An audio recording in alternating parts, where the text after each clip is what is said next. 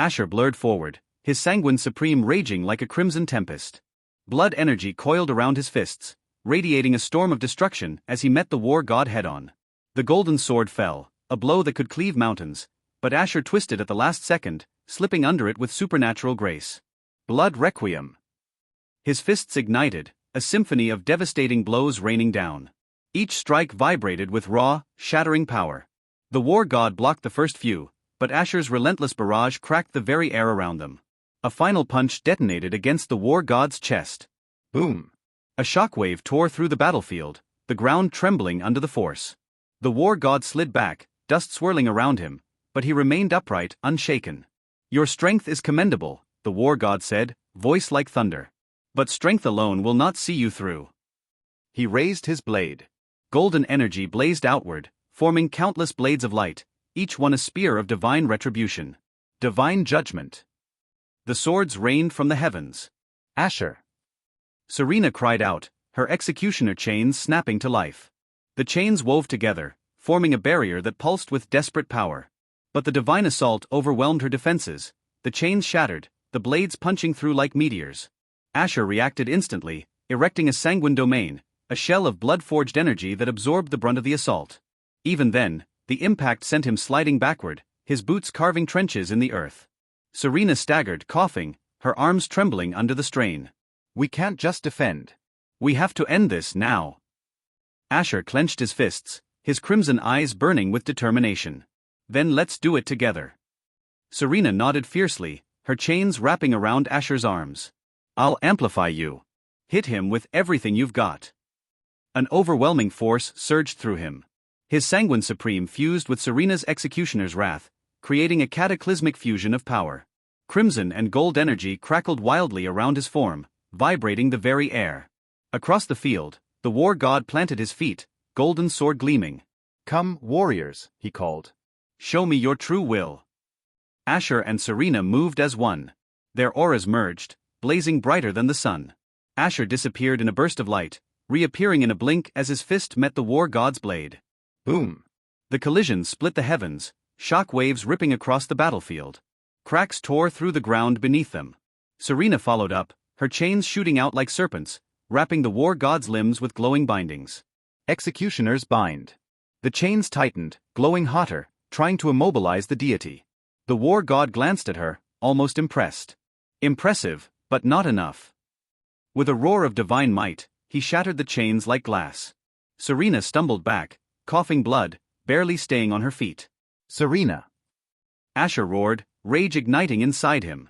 His blood energy spiraled out of control, forming a storm of crimson that warped the battlefield itself. Cracks webbed across the sky. Sanguine annihilation. Every drop of his power condensed into his fist, the air itself distorting around him. He shot forward, faster than thought, aiming a punch that could tear the world apart. The war god answered in kind, swinging his blade with a force that split existence. Boom! Crimson and gold light exploded outward, devouring the world in blinding brilliance.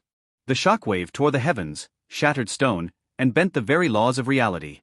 For a breathless moment, there was only silence. Then, the light receded.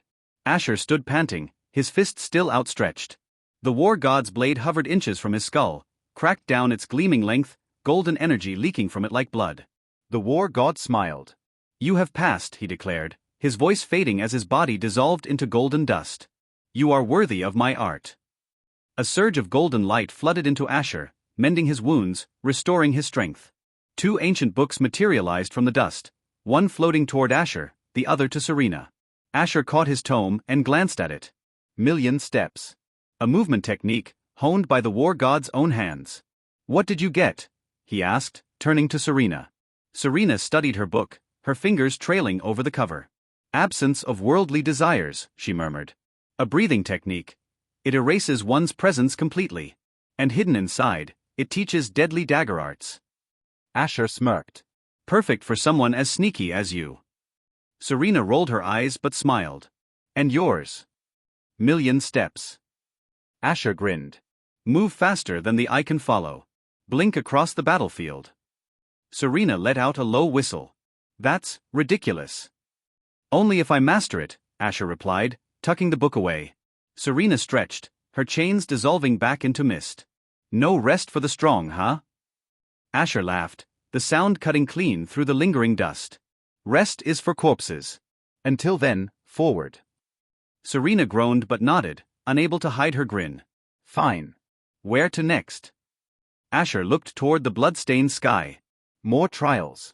More enemies. More strength to take. They exited the trial chamber, only to be greeted by death. The door morphed, revealing a gaping maw of snapping teeth, the red-toothed crocodile, alive and furious. The beast lunged with terrifying speed. Asher moved instinctively, grabbing Serena and leaping back just as the monster's jaws snapped shut with a deafening crack. TCH. Still hostile after all that. Serena huffed, summoning her executioner chains. Asher smirked, steadying her. Guess it doesn't like being a door. The red-toothed crocodile roared, crimson mist leaking from its fangs, poisoning the air. Its blood-red eyes locked onto them, promising death. Asher tightened his grip on his scythe, his blood energy coiling in anticipation. All right then, he said, crimson energy flaring. Round 2. Serena snapped her chains forward, looping them around the red-toothed crocodile's thick neck. The beast thrashed violently, dragging her forward with terrifying force. Not so fast. Asher flashed in, his sanguine supreme roaring to life. Blood solidified into deadly crimson spikes that launched toward the creature's exposed underbelly. Shunk. The spikes pierced its scales, drawing a bellow of pain. But the crocodile wasn't finished.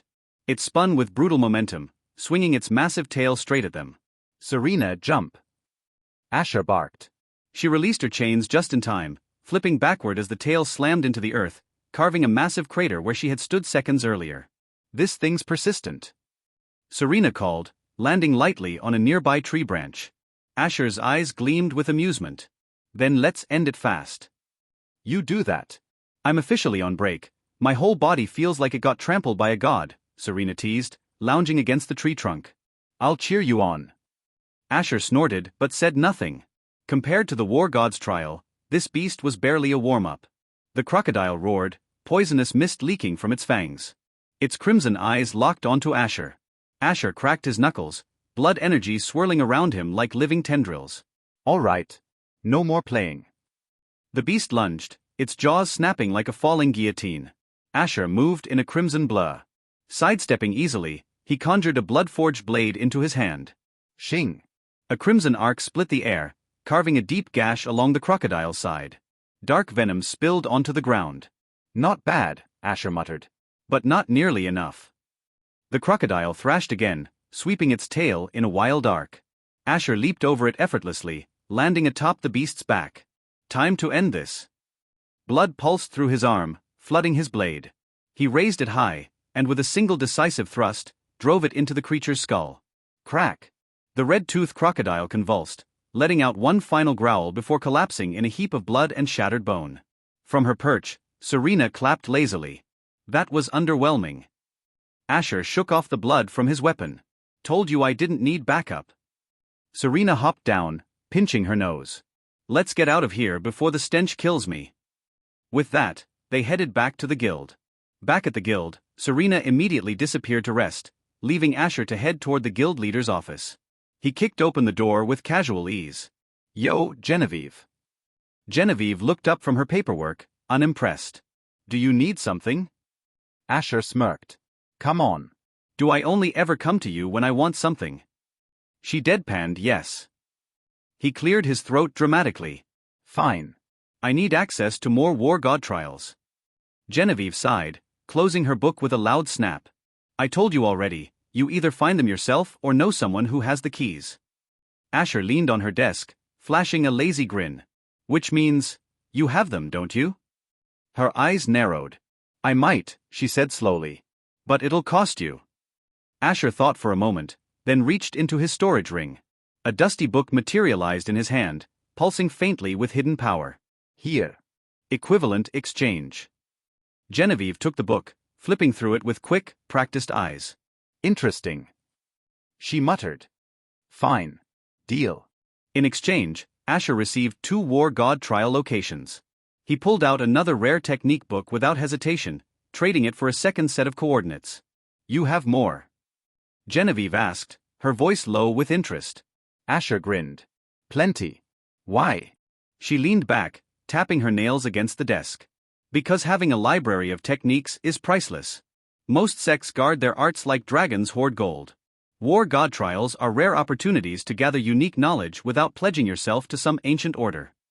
She paused, studying him. And for you? That could mean absolute freedom. Asher's smirk widened. How many techniques would get me full access? Genevieve shrugged. Depends. If they're basic junk, I'll need dozens. If they're rare or high tier, just a few. Without hesitation, Asher pulled 3 books from his ring, each one radiating suppressed power. Blood Phantom Steps. Titan's Grasp. Silent Requiem. Genevieve's eyebrows lifted slightly. Where in the world did you even find these? Let's just say, Asher said smoothly, I had an active student life. Genevieve flipped through the books, her fingers almost reverent. All right, she said finally. These will do. I'll grant you access to the 6 most likely war god trial locations we've tracked down through confirmed reports and ancient records. She slid a sealed parchment across the table. Don't say I didn't warn you though, these places aren't playgrounds. Asher tucked the parchment away with a grin. Wouldn't be worth it if they were. By the way, he added, tapping the table, I still have 2 more trials to clear before moving on. Genevieve nodded approvingly. Good. No point stacking trials if you haven't survived the ones you already found. Asher turned to leave. And Asher, Genevieve called after him. He paused, glancing over his shoulder. Don't die, she said, smirking. You're one of the few interesting people left around here. He chuckled, waving casually as he walked out. Same to you. Try not to drown in your books. Hey, welcome to Firescale Audiobooks. If you enjoy our audiobooks, please consider subscribing to the channel. Also, feel free to share your review in the comments section below. Dragon? Asher asked as he faced Genevieve. It had been 2 years since he last met her. After their last meeting, he completed the 2 war god trials she had given him, gaining more techniques. Among the 6 possible locations she provided, only 3 turned out to be legitimate war god trials. However, finding them was easy with his absolute appraisal ability, which allowed him to see hidden things as if they were in plain sight. Using that skill, he even uncovered another war god trial location, which he later sold to the guild, earning a hefty sum. And now, after all this time, she had called him back once again. What do you mean by dragon? I thought those lazy lizards didn't care about anything, Asher said, crossing his arms. Genevieve nodded. Yes, normally, they don't care about anything besides hoarding money and sleeping on their piles of it, she said. But recently, a dragon egg has been abducted. What? Which fool did it? Asher asked. Dragons were the pinnacles of power in this world. All dragons started at the transcendent rank, the highest stage of the second realm of power. As they aged, they grew stronger and eventually reached their peak. There was even a theory that the most powerful dragons had already left this world in search of an even greater one to conquer. That was how broken their species was. They could grow stronger simply by sleeping and eating. And yet, someone had dared to steal a dragon egg. Asher leaned back, rubbing his chin. So, who was dumb enough to pull this off? Genevieve sighed, crossing her arms. That's the problem. No one knows. The dragons are furious, and they're not exactly patient creatures. If that egg isn't found soon, they might just start burning down entire kingdoms looking for it. Asher whistled. Yikes. So why call me? Genevieve smirked. Because you're one of the few crazy enough to take this on. Your abilities, your knowledge, you have a better shot at tracking it down than most. Fair point, Asher admitted. Any leads? Just one, she said, sliding a map across the table. The last known location of the egg before it vanished, an underground black market run by some of the most dangerous criminals in the world. Asher grinned. Now this sounds fun. After 2 years of intense training, Asher himself had reached the phantasmal rank, just 1 step short of the peak of the second realm of power, the transcendent realm. After entering it, he would have to climb through 10 stages, from 1st transcendent to 10th transcendent, before reaching the peak. Now he was also close to reaching his goal of the 3rd transcendent stage, allowing him to pass through the void of space, a crucial milestone for those who wish to venture beyond this world, but for him it's simply a way to return back to his world. Who knew I'd get an assignment like this so soon after the dragons? Asher muttered, cracking his neck. Well, I'll be going. Genevieve nodded, watching him with a smile. As he turned to leave, she leaned back in her chair, shaking her head. This kid, he's gotten too strong, she murmured. The first time she met him, he was just another promising adventurer. Now, he stood as one of the rookies' powerhouse with potential to become the strongest in the world. Asher stepped out of the guild, the fresh night air cool against his skin. The city was alive with the hum of adventurers, merchants and street performers, but his mind was elsewhere. The stolen dragon egg was a mystery, one that shouldn't exist. Dragons were prideful beings, nearly impossible to steal from. Either the thief was unimaginably powerful, or they had knowledge that no one else did. Well, let's see who's stupid enough to mess with a dragon, he muttered, summoning his void strider cloak and vanishing into the night. At the city's outskirts, Serena waited, arms crossed. Took you long enough, she said. Had to get the details, Asher replied. We're heading east. The last known trace of the egg was somewhere in the Forsaken Wastes. Serena's expression darkened. That place? You're telling me someone stole from a dragon, then ran to the most cursed land in existence? Asher shrugged. Guess we'll have to knock on their door and ask why. Without another word, the two vanished into the night, setting off toward the next great challenge. Like Asher, Serena had also grown stronger. She had reached the legend rank, 2 ranks short of Asher, but still an incredible feat. Back in Volarisa, the household where Asher once belonged, a legend rank warrior was powerful enough to serve as a royal guardian. In simple terms, if Serena were to return to Volarisa with him now, she would be considered one of the powerhouses of that world. She had trained relentlessly, honing the abilities Asher had granted her, mastering her death dagger, elemental mastery, and executioner chains. She wasn't just following Asher anymore, she was carving her own path as a warrior. As they moved toward the Forsaken Wastes, Serena smirked. You know, back then, I used to think I was just trying to keep up with you. But now, I think I might actually be catching up. Asher chuckled, eyes flashing with amusement. Oh? Then prove it. Let's see if you can keep up with me in this mission. Serena grinned, cracking her knuckles. You're on. The Forsaken Wastes stretched before them like an endless expanse of desolation. A land where even the air was laced with lingering traces of ancient battles, where remnants of long-forgotten titans lay buried beneath the cracked, scorched earth. Asher and Serena moved swiftly, their footsteps silent against the eerie stillness. The mission was simple: recover the stolen dragon egg. However, both of them knew that things were rarely as simple as they seemed. Do we have any leads? Serena asked, her chains coiling lightly around her wrist like living serpents. Just an underground black market, he said as he pointed at an rock. Do we have any leads? Serena asked, her chains coiling lightly around her wrist like living serpents. Just an underground black market, Asher said, pointing at a large rock. Is this rock special? She asked. Asher smirked. It's near the entrance to the underground black market, he explained. Then, without hesitation, he tapped the rock in a precise rhythm, 23 times in a specific sequence. The rock trembled before slowly sinking into the ground. A passageway revealed itself, lined with dimly glowing symbols, magic seals meant to hide the entrance from unwanted eyes. A heavy, rusted door appeared from the shadows. Let's go, Asher said as he stepped forward, leading the way. Serena followed closely, her senses on high alert. Asher and Serena moved through the underground tunnel, the air thick with the scent of damp stone and something faintly metallic, blood perhaps. The deeper they went, the more the space widened into a cavernous underground marketplace, lit by eerie blue crystals embedded in the walls. The demonic dragon egg auction. It was the kind of event whispered about in hushed tones, a gathering where only the most unscrupulous and powerful dared to tread. The black market here didn't deal in simple contraband like illegal weapons or rare potions. No, this was a place where one could purchase forbidden artifacts, stolen relics, and even the lives of others. And tonight's grand prize? A dragon egg. Asher's eyes scanned the area, taking in the wide hall where merchants and buyers mingled, their faces hidden behind enchanted masks to protect their identities. Towering cages lined the edges, some holding rare beasts while others confined humanoid figures, captives of various races being sold like livestock. Serena's grip on her chains tightened. Disgusting, she muttered. Asher merely nodded. He had seen many things in his life, but the sheer audacity of auctioning a dragon egg was on another level. The moment word spread, there was no doubt that powerful forces, including the dragons themselves, would descend upon this place like a storm. For now, though, the auction was proceeding as planned. At the center of the grand hall stood a raised platform, where a masked auctioneer in flowing black robes prepared to present the night's main attraction. Beside him, a massive, armored figure guarded a floating obsidian sphere. That was no mere pedestal. It was a containment artifact, designed to suppress the egg's aura, hiding its presence from external forces. Welcome, esteemed guests. The auctioneer's voice rang out, magically amplified to reach every corner of the underground hall.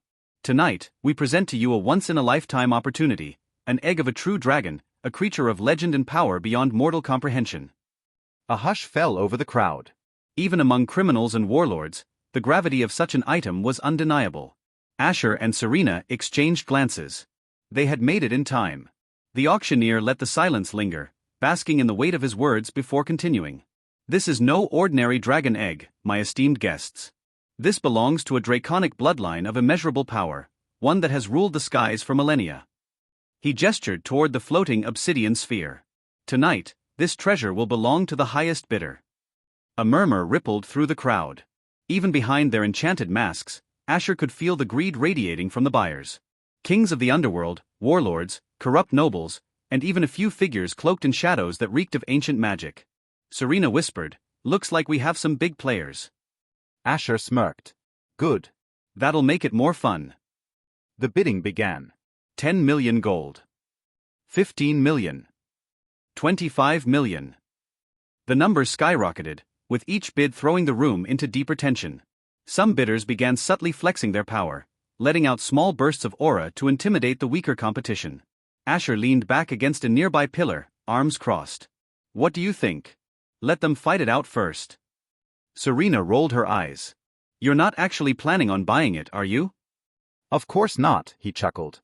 "But it'd be a waste to not let them inflate the price first." Serena sighed. "And then?" Asher's smirk widened. "Then, we take it." The bidding war continued, but just as the price neared an outrageous sum, a new presence entered the room. The temperature dropped slightly, and the once boisterous bidders fell silent. Footsteps echoed through the hall as a figure approached the auction stage. Tall. Cloaked in black and gold. A mask covering half their face, with piercing red eyes glowing from underneath. Their aura was suffocating, like a tidal wave of power held barely in check. The auctioneer visibly swallowed. "Ah, it seems we have a new contender." Without hesitation, the newcomer spoke, their voice smooth but commanding. 100 million gold. The room fell into stunned silence. No one spoke. No one dared to counter the bid. Asher's smirk faded slightly. "Well, that complicates things." Serena exhaled slowly. "Who the hell is that?" Asher's eyes narrowed. Whoever they weren't just rich. They were powerful. The air inside the auction hall felt heavy as the masked figure remained unmoved after making the exorbitant bid. The other attendees exchanged glances, some hesitating as if weighing the risks of challenging this unknown powerhouse. The auctioneer cleared his throat, forcing a smile. 100 million gold. Do I hear a higher bid? Silence. The crowd wasn't just intimidated, they were terrified. Whoever this person was, they had instantly established dominance without even flexing their power. Serena whispered, "Are we still going with your plan?" Asher's smirk returned, though a bit more restrained. "Oh, we're taking that egg. But now, we might have to deal with that guy too." Serena sighed. "Great. Just what I wanted, another overly powerful lunatic in the mix." The auctioneer raised his hand. "Going once, going twice." "Sold." His voice echoed through the hall, sealing the deal. The masked figure merely nodded before turning away from the stage. Asher and Serena exchanged glances before slipping into the shadows. They needed to see where the egg was going. "Don't tell me we will fight them?" Serena asked on the way as Asher said, "Why would we?" "That will be a suicide," he said as Serena paused. "Oi oi, now you are really worrying me," she said as she jumped after him. Asher and Serena moved like shadows through the dimly lit corridors of the underground auction house. The masked buyer and their guards exited through a side passage, away from the main crowd. "We need to see where they're taking the egg," Asher whispered, his eyes glowing faintly as he activated Sanguine Supreme. A faint crimson aura pulsed from his body before completely vanishing. Both he and Serena faded into the darkness, their presence erased from sight, sound, and even magical detection. Serena glanced at her now invisible hands and muttered, "This ability of yours is honestly overpowered." "Sure." Asher nudged her forward. "Stay close." The masked figure and their guards moved through a labyrinth of tunnels, the torches casting long, flickering shadows on the stone walls. The passageways led deeper underground, past locked doors, rune-covered barriers, and silent sentries stationed at key points. Eventually, they emerged into a heavily fortified chamber. The ceiling stretched high, reinforced with dark steel and enchanted barriers. At its center stood a teleportation circle, etched in glowing crimson runes. The dragon egg rested atop a pedestal, pulsating faintly with raw, untapped power. Asher narrowed his eyes. They're planning to move it out of here. Serena whispered, "Where? Can you tell?" Asher focused, his absolute appraisal flickering to life. Text and details filled his vision as he analyzed the magic circle's properties. "Damn," he muttered. They're using a randomized teleportation sequence. "No fixed location." Serena frowned. So even if we follow, we might get sent somewhere completely different? Exactly. Asher clenched his fists. This complicates things. As they observed, the masked figure turned to one of their subordinates. "Prepare the gate," they ordered. One of the mages stepped forward, pressing their hands onto the runes. The teleportation circle began to hum, its energy rising. Asher exhaled. We either act now or risk losing the egg forever. Serena tugged at his sleeve. We should get closer. He nodded, stepping forward carefully, making sure the magic around them kept them undetectable. But as they moved, the masked figure suddenly stopped. Something is off, they murmured, scanning the room. One of the guards hesitated. "What do you mean, sir?" The figure's aura surged. A presence faint but there. Serena stiffened. No way can they. The masked figure turned directly toward them. Asher barely had time to react before their eyes locked onto his exact location. "Found you." In an instant, the entire room erupted into chaos. The masked figure didn't hesitate. With a flick of their wrist, a surge of energy erupted from their palm, a shock wave of pure force tearing through the chamber like a storm. Boom.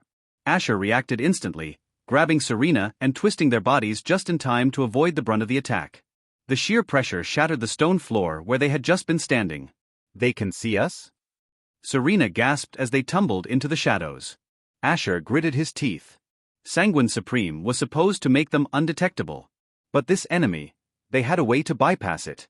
The guards unsheathed their weapons, forming a defensive perimeter around the egg while the masked figure took a step forward.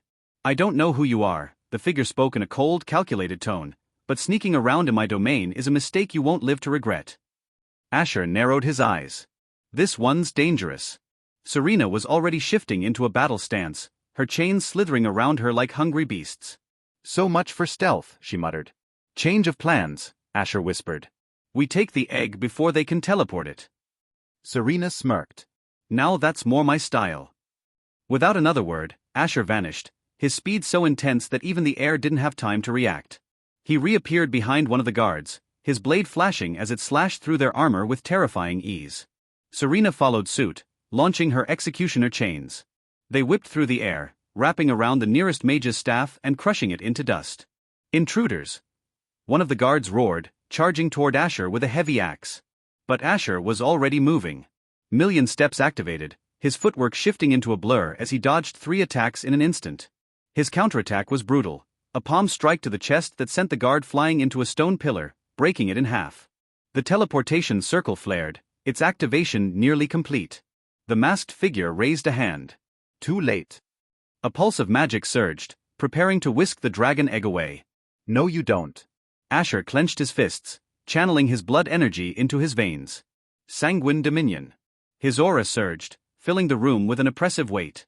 The teleportation circle flickered, its magic corrupting, distorting, and finally failing. The masked figure's eyes widened. "What?" Asher grinned. "Told you. Change of plans." The teleportation circle flickered to life, engulfing Asher and Serena in its glow. In the blink of an eye, both of them vanished from the room. They ran away. The masked figure muttered in disbelief before turning to check the egg, only to realize it was gone. Their hands trembled with rage. "Bastards!" They roared, their voice shaking the entire chamber. While in the middle of an unfamiliar desert, an elaborate magic apparatus sat in ruins before 3 figures: Asher, Serena, and... We aren't dead," Asher muttered from the sand, taking a deep breath as he checked himself. Then, he looked at Serena. "Serena, you okay?" A strange feeling washed over him as he saw a tiny hand poke out from one side of the sand. "What's that?" Serena's face paled as she noticed it too. Then, she let out a gasp. "Why are we in a pile of sand?" she asked as Asher yanked her out. But the small hand still twitched. "What the hell is that?"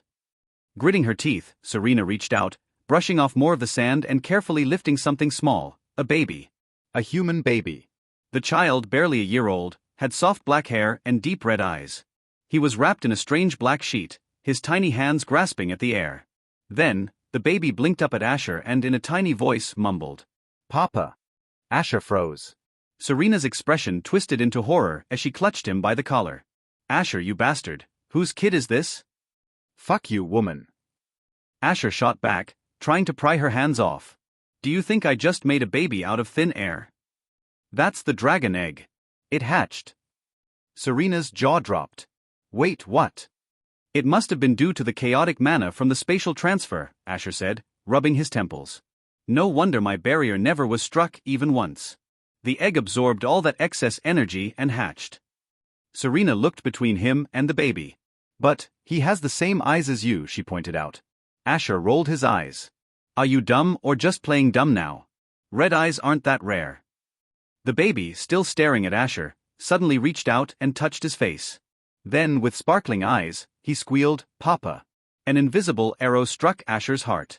"Shit," Asher muttered. "This is not happening." But he still held onto the baby. "What should we do now?" he asked as Serena looked at him. "We need to feed him, but I don't have any milk," she said.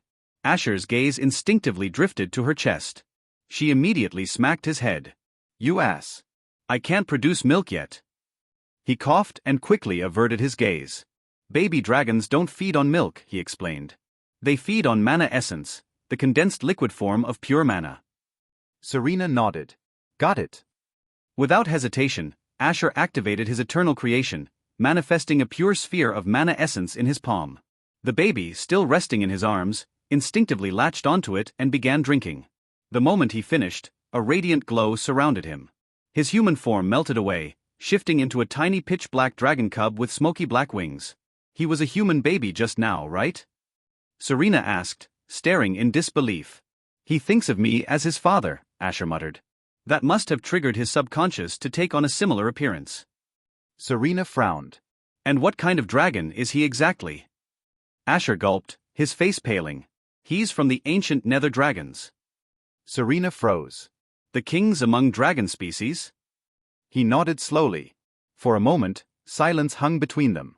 Then, Asher's entire body shuddered as he clutched the tiny dragon cub. "If his mother finds out he called me Papa," he whispered, dread creeping into his voice. Serena smirked. "What?" "Worried she'll be a possessive mother."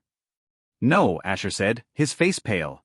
"She'll roast me alive with nether fire and then eat me." "That I can imagine the real father doing," Serena added. Asher shook his head furiously. "No, he wouldn't just kill me. He would burn my soul in nether fire until he was satisfied with my punishment." Serena whistled. "Oof. Yeah, that sounds way worse." Asher slumped into the sand, groaning. "That bastard. This is all Genevieve's fault. Why the hell did she give me this hellish job?" The baby dragon, who had shifted into his tiny cub form, suddenly glowed and turned back into a human baby. "Papa," he called again, his tiny hands grabbing at Asher's clothes, his mouth making smacking noises. Asher stiffened. Serena chuckled. "I think he's hungry again." With a sigh, Asher extended his hand and conjured 10 more blobs of mana essence, handing them to the baby. The little one eagerly latched onto them, drinking with shocking speed. Serena raised an eyebrow. "You sure you can keep up with his appetite?" Asher groaned again, rubbing his temples. "No." "And that's another problem." Serena smirked, watching the baby guzzle down the mana essence like it was the most delicious thing in the world. "You know, for someone who was ready to let someone else take care of the egg, you're really embracing fatherhood." Asher shot her a glare. "I am not his father." The baby finished drinking and looked up at him with wide glimmering red eyes. "Papa." Asher nearly choked on air. "No. Stop that." "I am not your papa." The baby blinked, tilting his head before letting out a soft, hiccuping giggle. He then proceeded to latch onto Asher's sleeve with an iron grip. Serena burst out laughing. "Oh, this is amazing." The mighty Asher, the warrior who crushed the war god's trial, brought to his knees by a baby dragon. "Shut up," Asher grumbled, but the corner of his mouth twitched slightly. Serena crouched down, poking the baby's cheek. "So, what now?" "We obviously can't return him." His real parents would incinerate you before you even said hi. Asher rubbed his temples. I know. Which is why we have to figure out our next move before. A sudden, powerful presence filled the air, suffocating and ancient. Both Asher and Serena stiffened instantly. A deep, rumbling voice echoed in the distance, shaking the very air. Who dares steal my child? Asher felt the blood drain from his face. He turned to Serena, his expression blank. We're so dead. How did she even find us this fast? Serena asked as she stared at the sky, where a massive winged dragon loomed overhead. The restriction spell was on the eggshell. Without it, the tetherbound is no longer restricted, Asher said with a forced smile. Not to mention, a soul-bound spatial tether like that allows a parent to locate their child easily. The dragon descended, landing before them with a thunderous crash. Her scales shimmered like molten obsidian, and her piercing golden eyes locked onto them with seething rage. You dare to steal my child, puny humans? Her voice rumbled like an earthquake, shaking the ground beneath them. Asher immediately raised his hands. We are not thieves. We saved your baby. The dragon's eyes narrowed, studying him in silence. Serena leaned toward Asher and whispered, I think she's waiting for an explanation.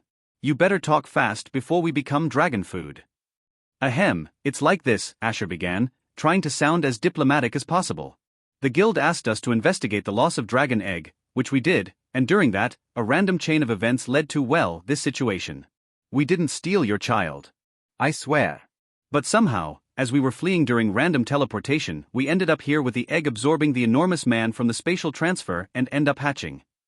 Serena, eager to return the baby, held him out toward the towering dragon. Here. Now that you're here, you can take him back. But the baby clung tightly to Asher, his tiny hands gripping his clothes. His crimson eyes welled up with tears as he whimpered, Papa. Asher froze. Serena stared at the baby, then at the furious dragon mother, then back at Asher before smirking. Oh. I think there's been a slight misunderstanding, ma'am. The dragon's fiery gaze softened, if only for a moment, before she took a step forward, lowering her massive head until her face was mere inches from Asher's. Explain. Well, I don't know how it happened, but after hatching, he just kept calling me Papa. Asher said awkwardly, still holding onto the baby. He hesitated before trying, once again, to hand him over. The dragoness extended a single razor-sharp claw and lightly touched the baby. A faint glow pulsed from the contact. Her expression remained unreadable as she spoke. The initial connection was imprinted with your mana when he hatched. Because of that, he now instinctively sees you as his father. Before Asher could respond, a brilliant flash of light engulfed the dragoness. When it faded, standing before them was a tall, elegant woman with long dark hair, piercing red eyes, and an overwhelming aura of power. She crossed her arms, examining him intently. Asher looked at her, then down at the baby in his arms, then back at her. You gave birth through self-reproduction? He asked hesitantly. The dragoness narrowed her eyes but nodded. None of the other males were worthy enough to father my child. So, I was left with no choice but to conceive him alone. Serena coughed awkwardly beside him. So, what now? The dragoness, no, the dragon queen, studied Asher and the baby with an expression unreadable yet intense. A long silence stretched between them before she finally spoke. You have two choices, human. Her voice carried a regal authority that made the air itself tremble. You can relinquish him to me now, and I will sever the imprint. He will no longer recognize you as his father. Asher glanced at the baby in his arms. The little one clung to his tunic with tiny fingers, his crimson eyes filled with pure trust. The mere thought of those eyes turning cold, of the bond being erased, made something twist inside Asher's chest. And the second option?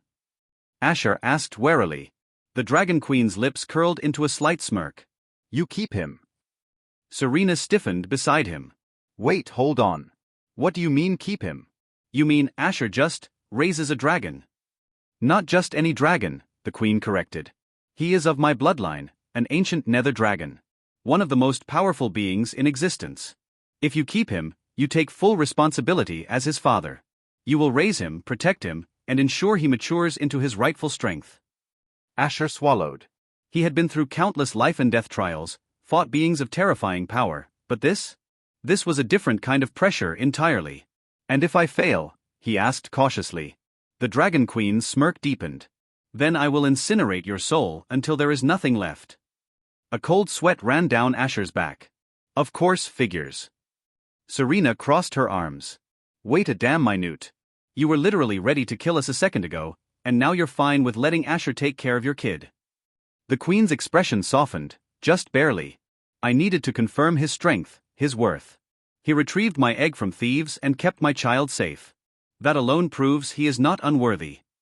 She stepped forward, her crimson gaze locking onto Asher's. So, what will it be, human?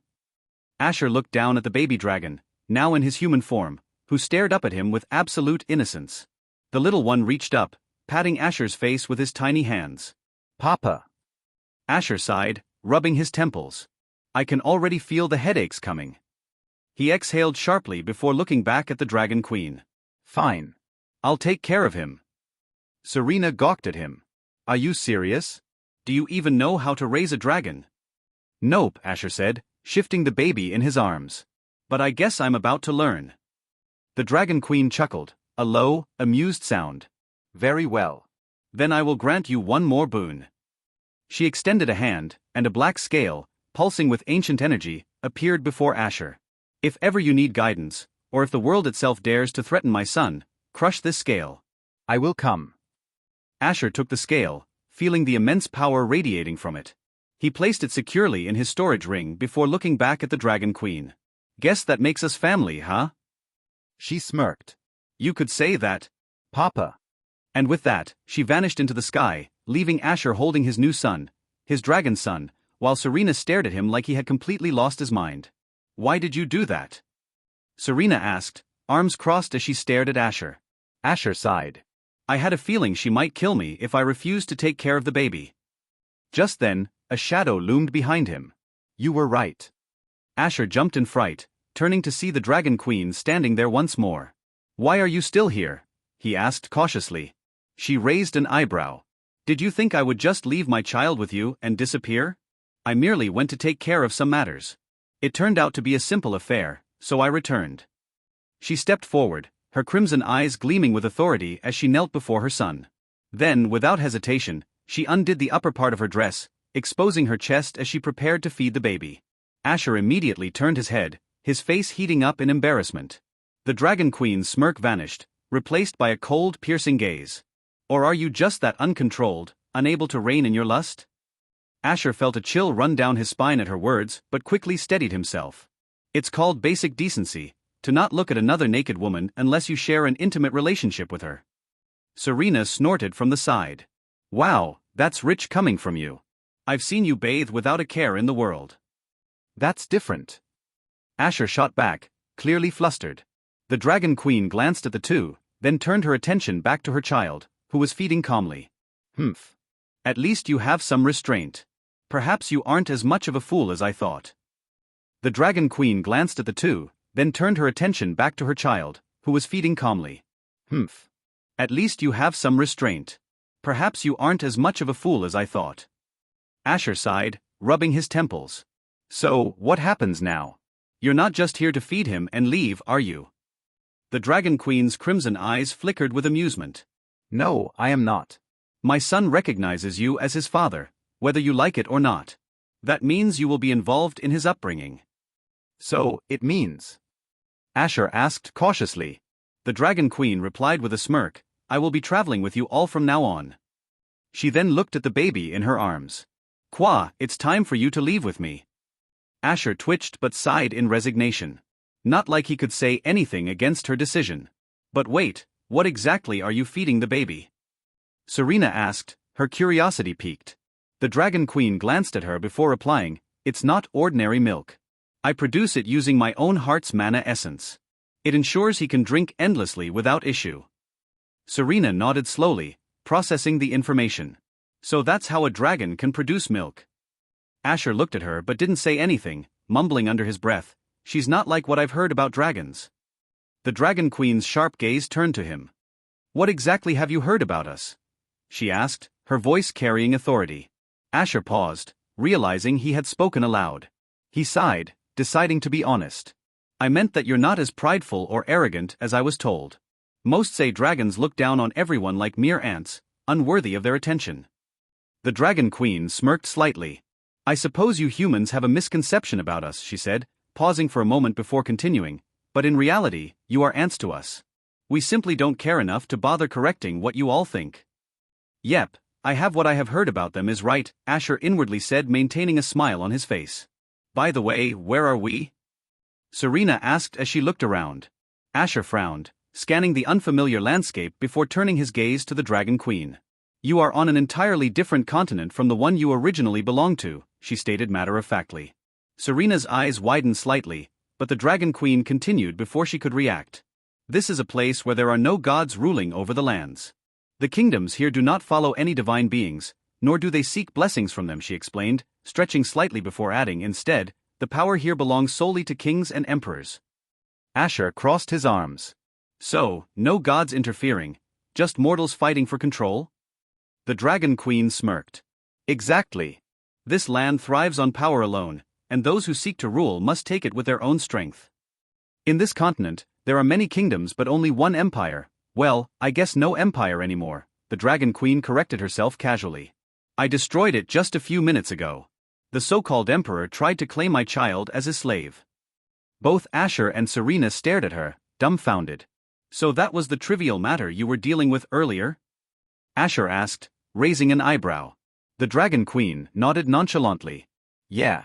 One breath of mine was enough to erase the entire imperial family and every single human who shared even a drop of his blood.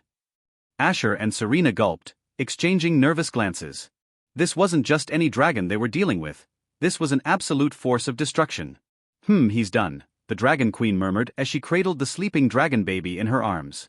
I guess he's full and is sleeping peacefully while instinctively activating his magic circuits. Asher nodded in understanding.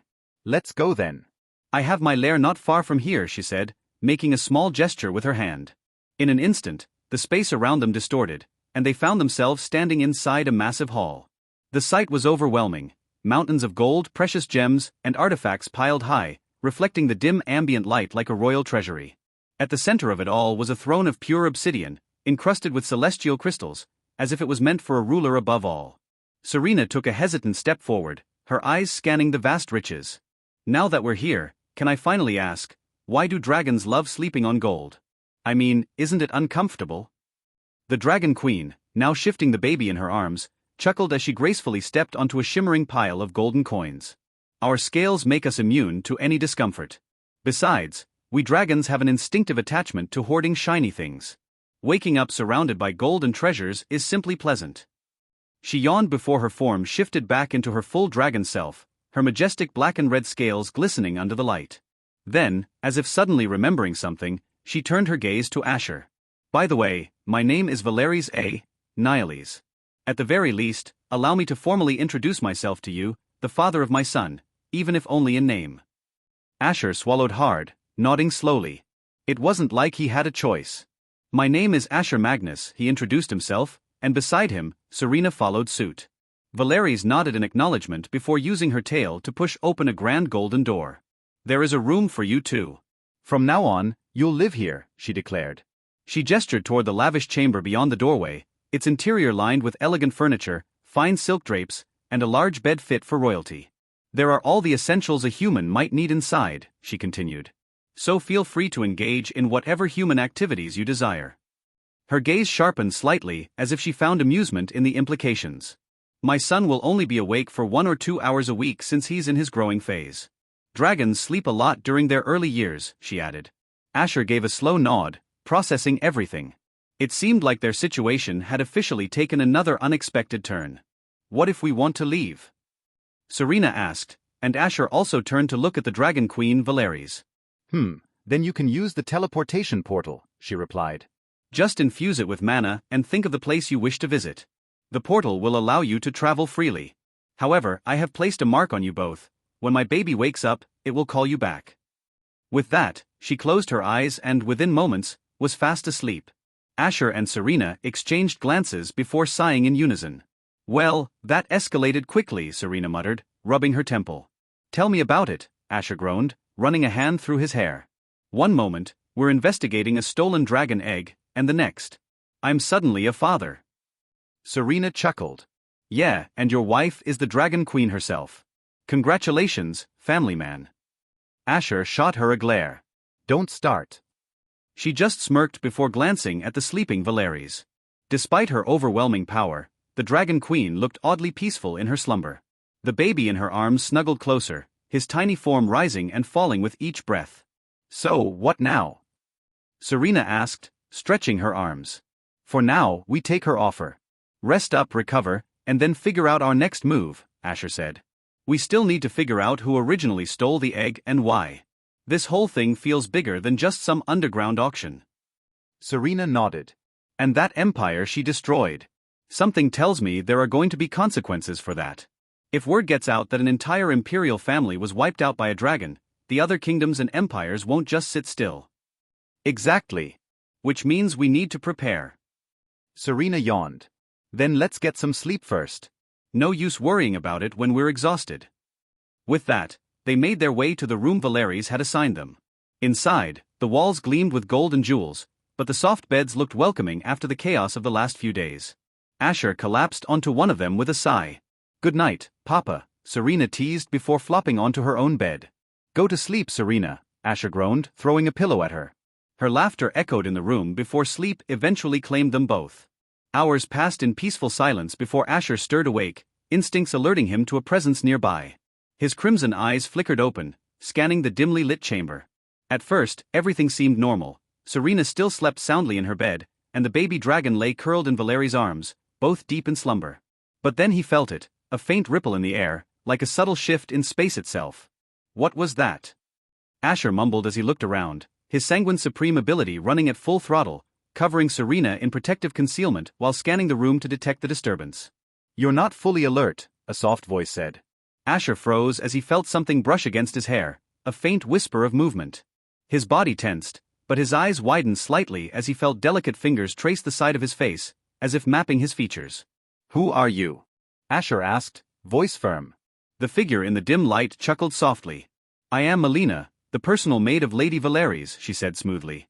And I am quite surprised to find humans sleeping on my lady's bed. Asher frowned. But she told us this room was for us. It's her decision, he said. Melina tilted her head slightly, her silver eyes gleaming. It was indeed meant to be empty, but I was unaware of it until I returned from my travels, only to find that Lady Valeries was missing. Her voice carried a subtle edge, and Asher could tell she was already wary of them. Serena, still partially hidden in the shadows, slowly stepped forward. She's not missing, she interjected. She's sleeping in the next chamber with her son. Melina's eyes flickered toward Serena, then back to Asher. A brief pause hung in the air before she sighed. I see. Then, I suppose I'll have to verify things myself. She turned, walking toward the door, her movements graceful and eerily silent. Asher and Serena exchanged a glance. Something about this woman felt off. As Melina reached for the door, Asher narrowed his eyes. His instinct screamed at him. Something wasn't right. Wait, he said, stepping forward. Before you go, answer something for me. Melina paused, tilting her head. Oh? And what would that be, human? Asher folded his arms. If you're really Lady Valeri's maid, then why didn't she mention you? For the briefest moment, a flicker of something unreadable passed over Melina's face. Then, she smiled. Lady Valeries is a dragon. Her thoughts are not yours to question. Serena, standing beside Asher, tightened her grip on her weapon. That's not an answer. The air grew thick with tension. Melina sighed, shaking her head. You humans are truly troublesome, she murmured. Then, before either of them could react, she vanished. Asher's eyes widened, his sanguine supreme ability flickered in response, detecting a sudden shift in the mana field around them. Serena, move, he barked. Clang. Serena barely managed to block as a thin, dark blade materialized inches from her throat. Sparks flew as her weapon clashed against it. Melina reappeared, her expression now cold and calculating. You shouldn't have questioned me, she said. Her presence warped, and suddenly, the entire room changed. The walls darkened, the air buzzed with mana, and the temperature dropped. It was an illusion, no more than that. A domain. Asher gritted his teeth. Melina smiled. Lady Valeries may have trusted you, but I do not. She raised her hand, and shadows coiled around her fingers like living serpents. I will test you myself, she said. And then, she attacked. Asher barely had time to react before Melina disappeared again. SHNK. A blade whistled past his cheek, a razor-thin line of red blooming against his skin. He twisted, his sanguine supreme flaring to life. His vision flooded with mana traces, tracking Melina's movements through the shifting domain. Asher barely had time to react before Melina disappeared again. SHNK. A blade whistled past his cheek, a razor-thin line of red blooming against his skin. He twisted, his sanguine supreme flaring to life. His vision flooded with mana traces, tracking Melina's movements through the shifting domain. Serena launched forward, swinging her chain. It snapped through the air like a striking serpent, aimed directly at Melina's midsection. Clang. Melina blocked effortlessly, her dagger intercepting the chain in a single precise motion. Too slow, she whispered. Boom. Asher vanished in a burst of blood magic, reappearing behind her with a dagger of his own. But the instant his blade neared her back, she was gone. Damn it, he growled. A whisper slithered through the air. Impressive. But still. A cold hand pressed against his back. Asher's blood ran cold.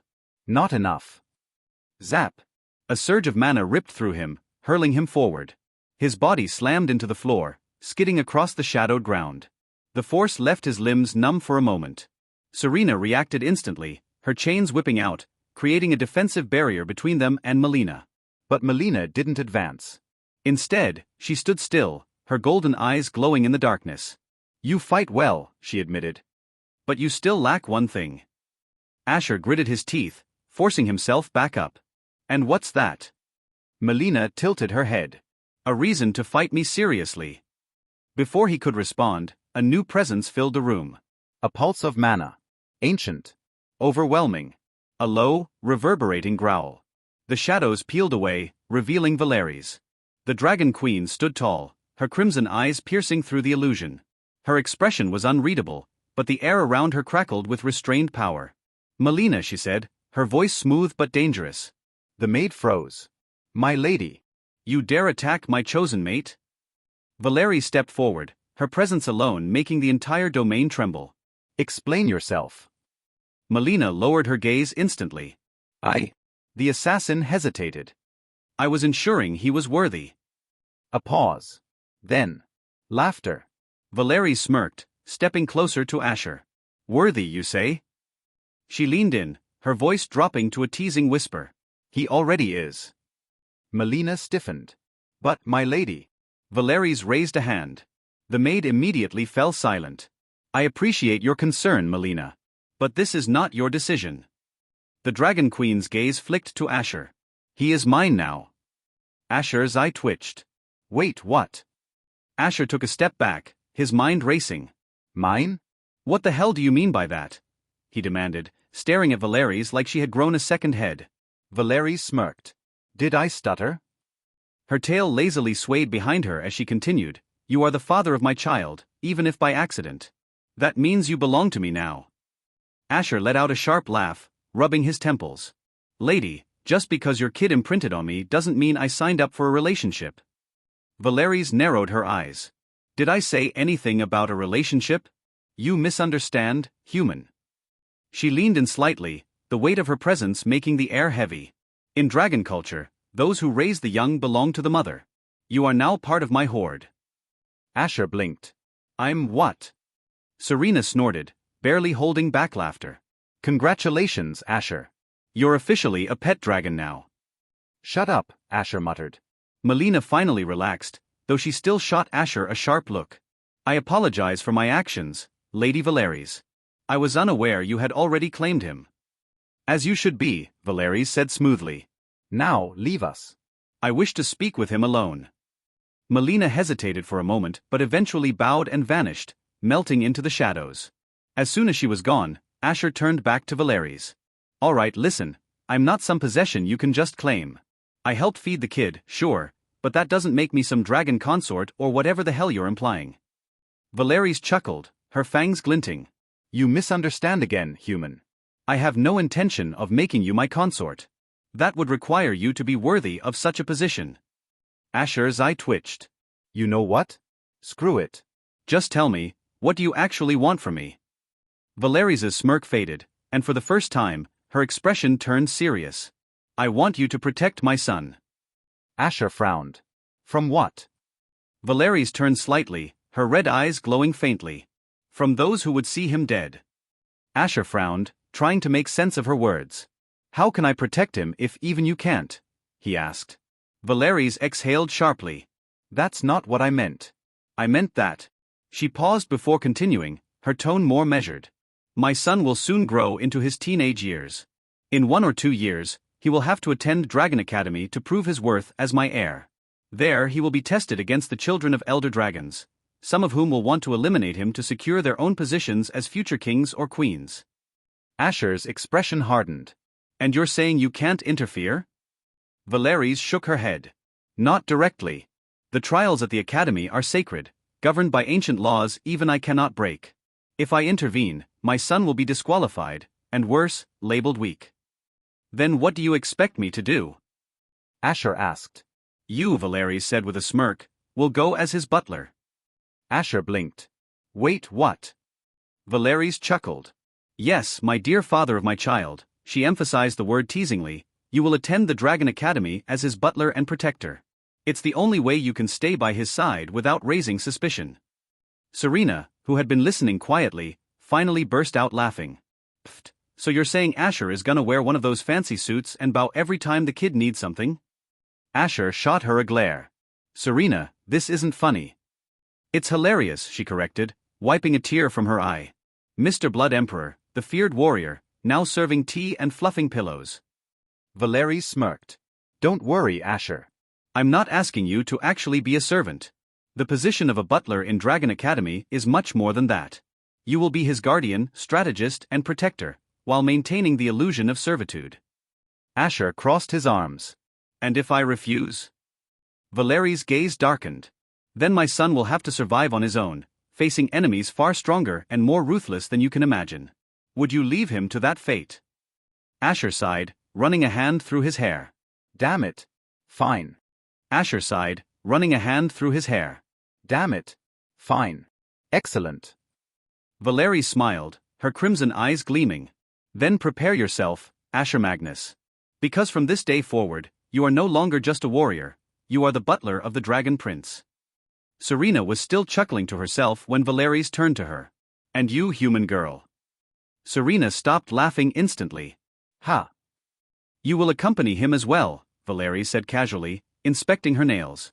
My son requires not only a butler but also a handmaiden. And since you seem attached to Asher, I see no reason why you shouldn't share in his duties. Serena's jaw dropped. Excuse me. Handmaiden. Are you out of your dam? Done, Asher said quickly, cutting her off before she could say something that might get them both roasted alive.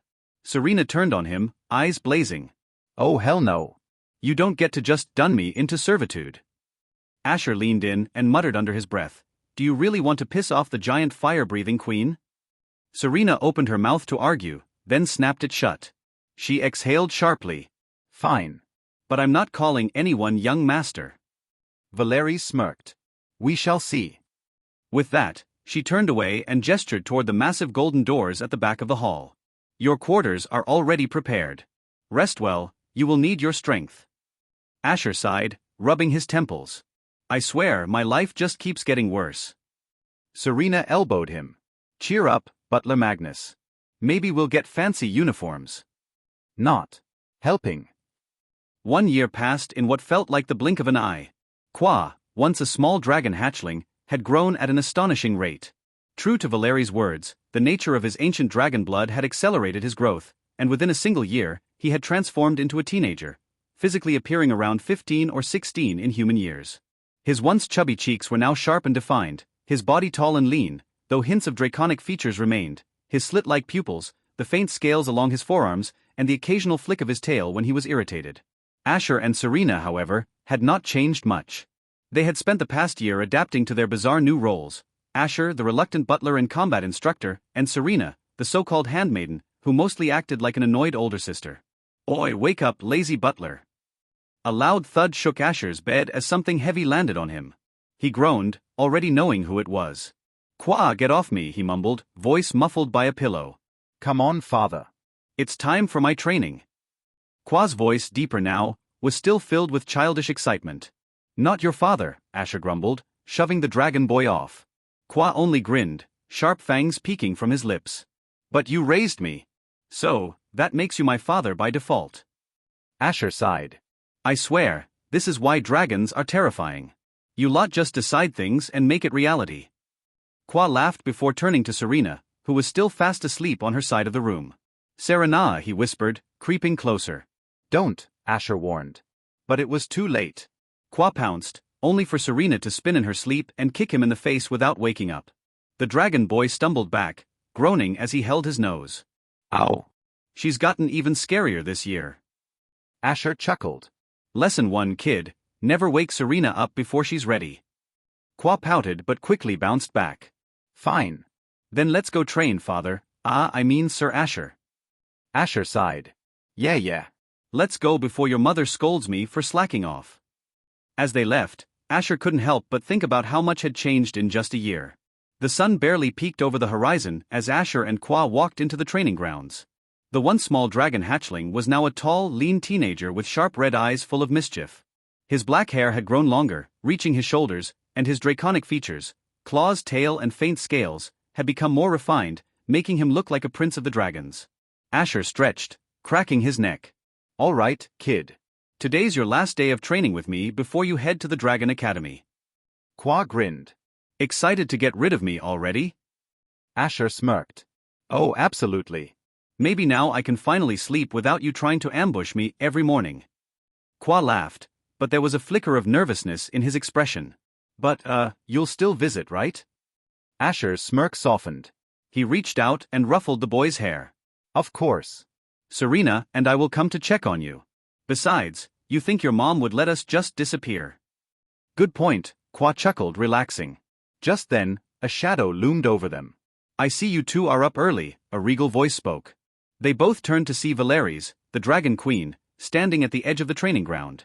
She looked as composed as ever, her long dark hair flowing down her back, her crimson eyes sharp as ever. Kwa straightened. Mother. Valeries nodded. Your training with Asher has served you well. But the academy will be different. There you will not be my son first, you will be a student, a dragon among dragons. You must prove your worth on your own. Kwa clenched his fists but nodded. I understand. Valeries turned her gaze to Asher. As for you, human. Asher sighed. What now? You will escort him to the academy and ensure he arrives safely. I know that, Asher said while Kwa exclaimed. It's nothing new. He has already decided to go with you as your butler. Indeed, the real father can't leave his child alone in a den of wolves, Valeries said teasingly, while Asher resisted the urge to kick her in the face. Not that he could.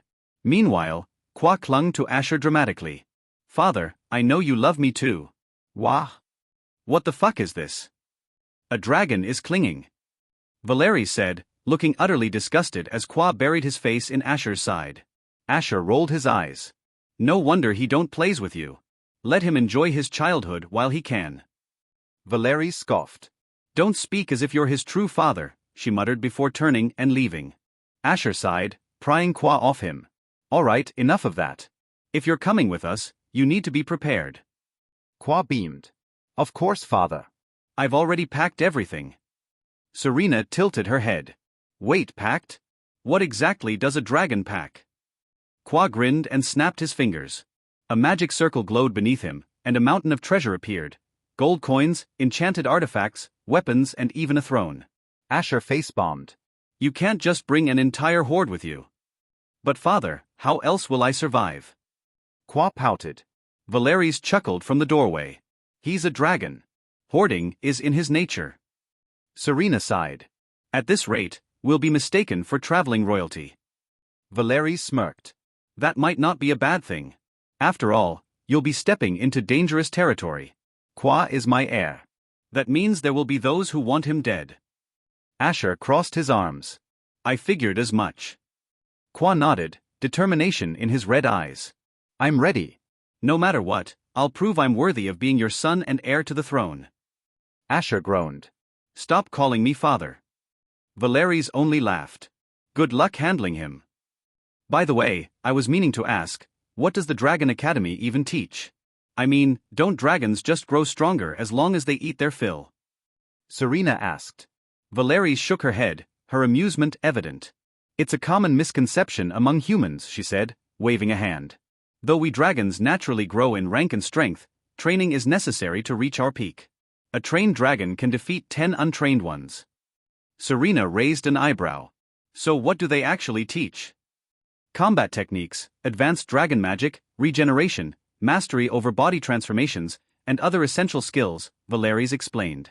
Qua nodded eagerly. Yes, mother. I'll learn everything and become stronger. Valeries smirked. Good. But remember, it's not just about strength. You'll also need to be cunning. If someone challenges you, make sure they regret it.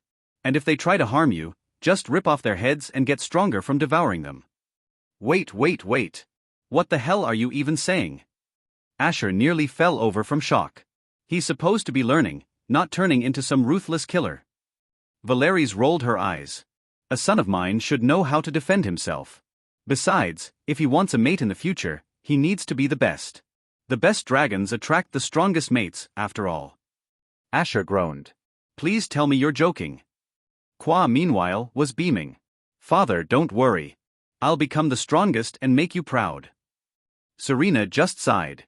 This is going to be a long journey. Asher rubbed his temples, feeling an oncoming headache.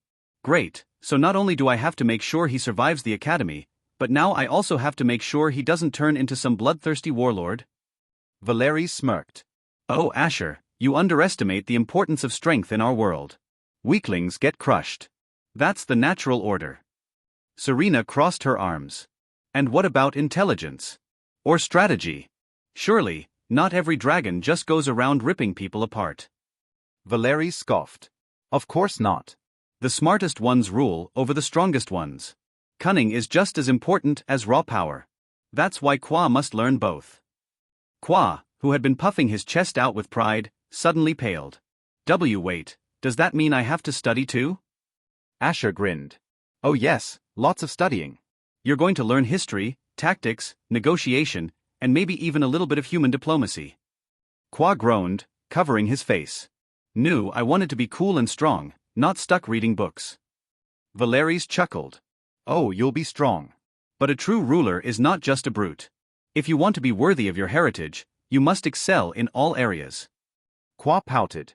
Fine, but only if father teaches me combat. I want to fight like him too. Asher blinked. Me? But I'm human. My fighting style is completely different from a dragon's. Valeries smirked. Which is exactly why it'll be useful. You have unique abilities, and Qua should learn how to fight in unpredictable ways. A dragon who understands the strengths of humans will always have an advantage. Serena nudged Asher with a grin. Looks like you just got recruited as a combat instructor. Asher sighed. Great. So now I'm a babysitter, a butler, and a teacher. Anything else? Valeries tapped her chin. Maybe a future true father if Qua loves you that much. What? Asher and Serena shouted at the same time. Qua just laughed. Yes. Then I can have a little brother or sister too. Is it that surprising? I need a strong mate, and despite being only at the phantasmal rank, I can see that you are strong as a human at the stage of a second-rank transcendent. Even dragons are not this strong at your rank. So, if you manage to reach the peak of world, you will be as strongest on anyone in this realm. I'll check your strength at that time. If you defeat me, I will be your wife. If not, well, I'll just have dinner. She smirked as amusement rose on her face, while Qua paled. No, mother. You can't eat father. Valeries rolled her eyes. I meant I will just have another lonely dinner without any mate, she said, snorting. Asher let out an exasperated sigh. Why does everything with you dragons have to be about strength and fighting? Valeries smirked. Because strength is what defines us. A weak dragon is nothing more than prey. We don't have the luxury of weakness like you humans. Serena crossed her arms. Still, that doesn't mean you can just declare Asher your mate like that. He's not some prize to be won in battle. Valeries shrugged. I never said he was. I simply offered a challenge. If he's strong enough, he can have me. If not, then I move on. Simple. Qua, still looking uneasy, clung to Asher's arm. Father, you have to win. I don't want you to be eaten. Asher rubbed his temples. For the last time, no one is getting eaten. He shot a glare at Valeries. And I never agreed to this fight in the first place. Asher rubbed his temples. For the last time, no one is getting eaten. He shot a glare at Valeries. And I never agreed to this fight in the first place. Valeries chuckled. Relax. It won't happen anytime soon. You still have a long way to go before you're worth fighting. She turned away, flicking her tail.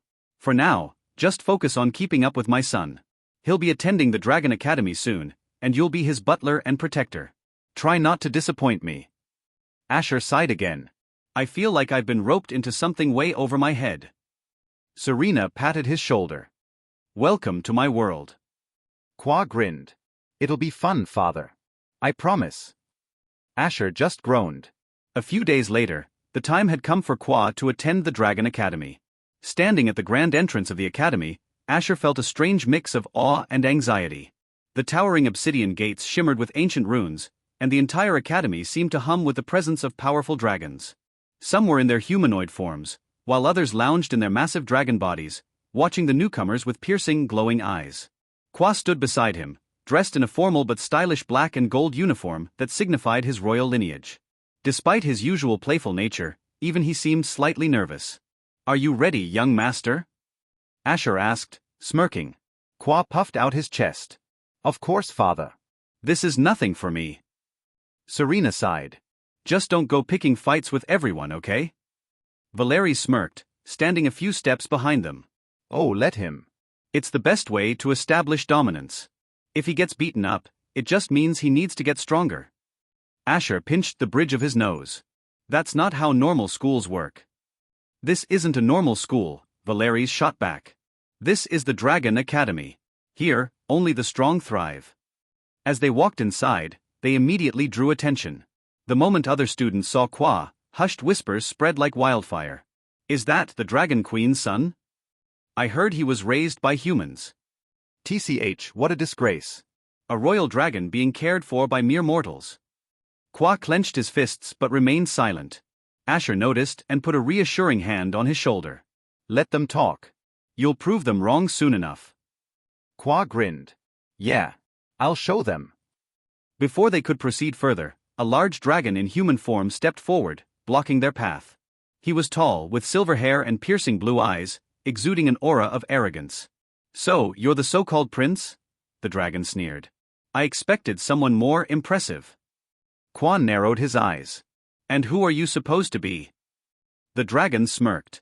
Leonhardt. Son of Elder Dragoon Alvian. Remember the name, because you'll be bowing to it soon enough. Asher could already feel the tension rising. This was going to be a long school year. Qua smirked at Leonhardt, showing no signs of backing down. Bowing? Sorry, I don't make a habit of submitting to nobodies. The crowd that had gathered around them gasped, some whispering in amusement while others shook their heads. Leonhardt's smirk twisted into a scowl. Watch your tongue, whelp.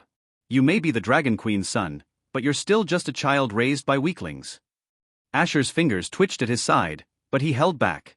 This was Qua's fight. Qua, however, didn't even flinch. Instead, he crossed his arms. If I'm so weak, why don't we settle this right now? Unless, of course, you're scared of getting your pretty face punched in. Leonhardt's aura flared dangerously. You'll regret that. Before either could make a move, a deep, commanding voice rang out. That's enough. The students immediately turned to the source of the voice. A towering man with long crimson hair and golden eyes approached, his mere presence demanding respect. Unlike the other students, he radiated an ancient, terrifying power. Who is that? Serena whispered to Asher. Valeries grinned.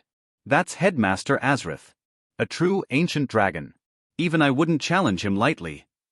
Asher's eyes widened slightly. So this guy is that strong? Azrith looked between Qua and Leonhardt, his gaze sharp and knowing. If you wish to fight, do it in the combat arena, not here.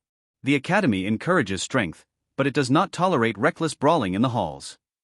Leonhardt gritted his teeth but backed down, clicking his tongue in frustration. Fine. I'll deal with you later, cub. He turned and walked off, but the smug expression on his face told Asher that this wasn't over. Qua, however, only grinned wider. I can't wait. Azrith turned his gaze to Qua, his golden eyes narrowing slightly. You have much to prove, young one. The blood of the Dragon Queen runs through you, but whether you are worthy of it is yet to be seen. Qua met his gaze without hesitation. I'll prove it. Just watch me. Azrith let out a small chuckle before turning away. Then I shall. Welcome to the Dragon Academy, Qua Valeries. Qua's grin widened as he watched Azrith walk away. See that, father? Even an ancient dragon is interested in me. Asher sighed. Yeah. Just don't let it get to your head. Serena crossed her arms. I think it's already too late for that. Valeries chuckled.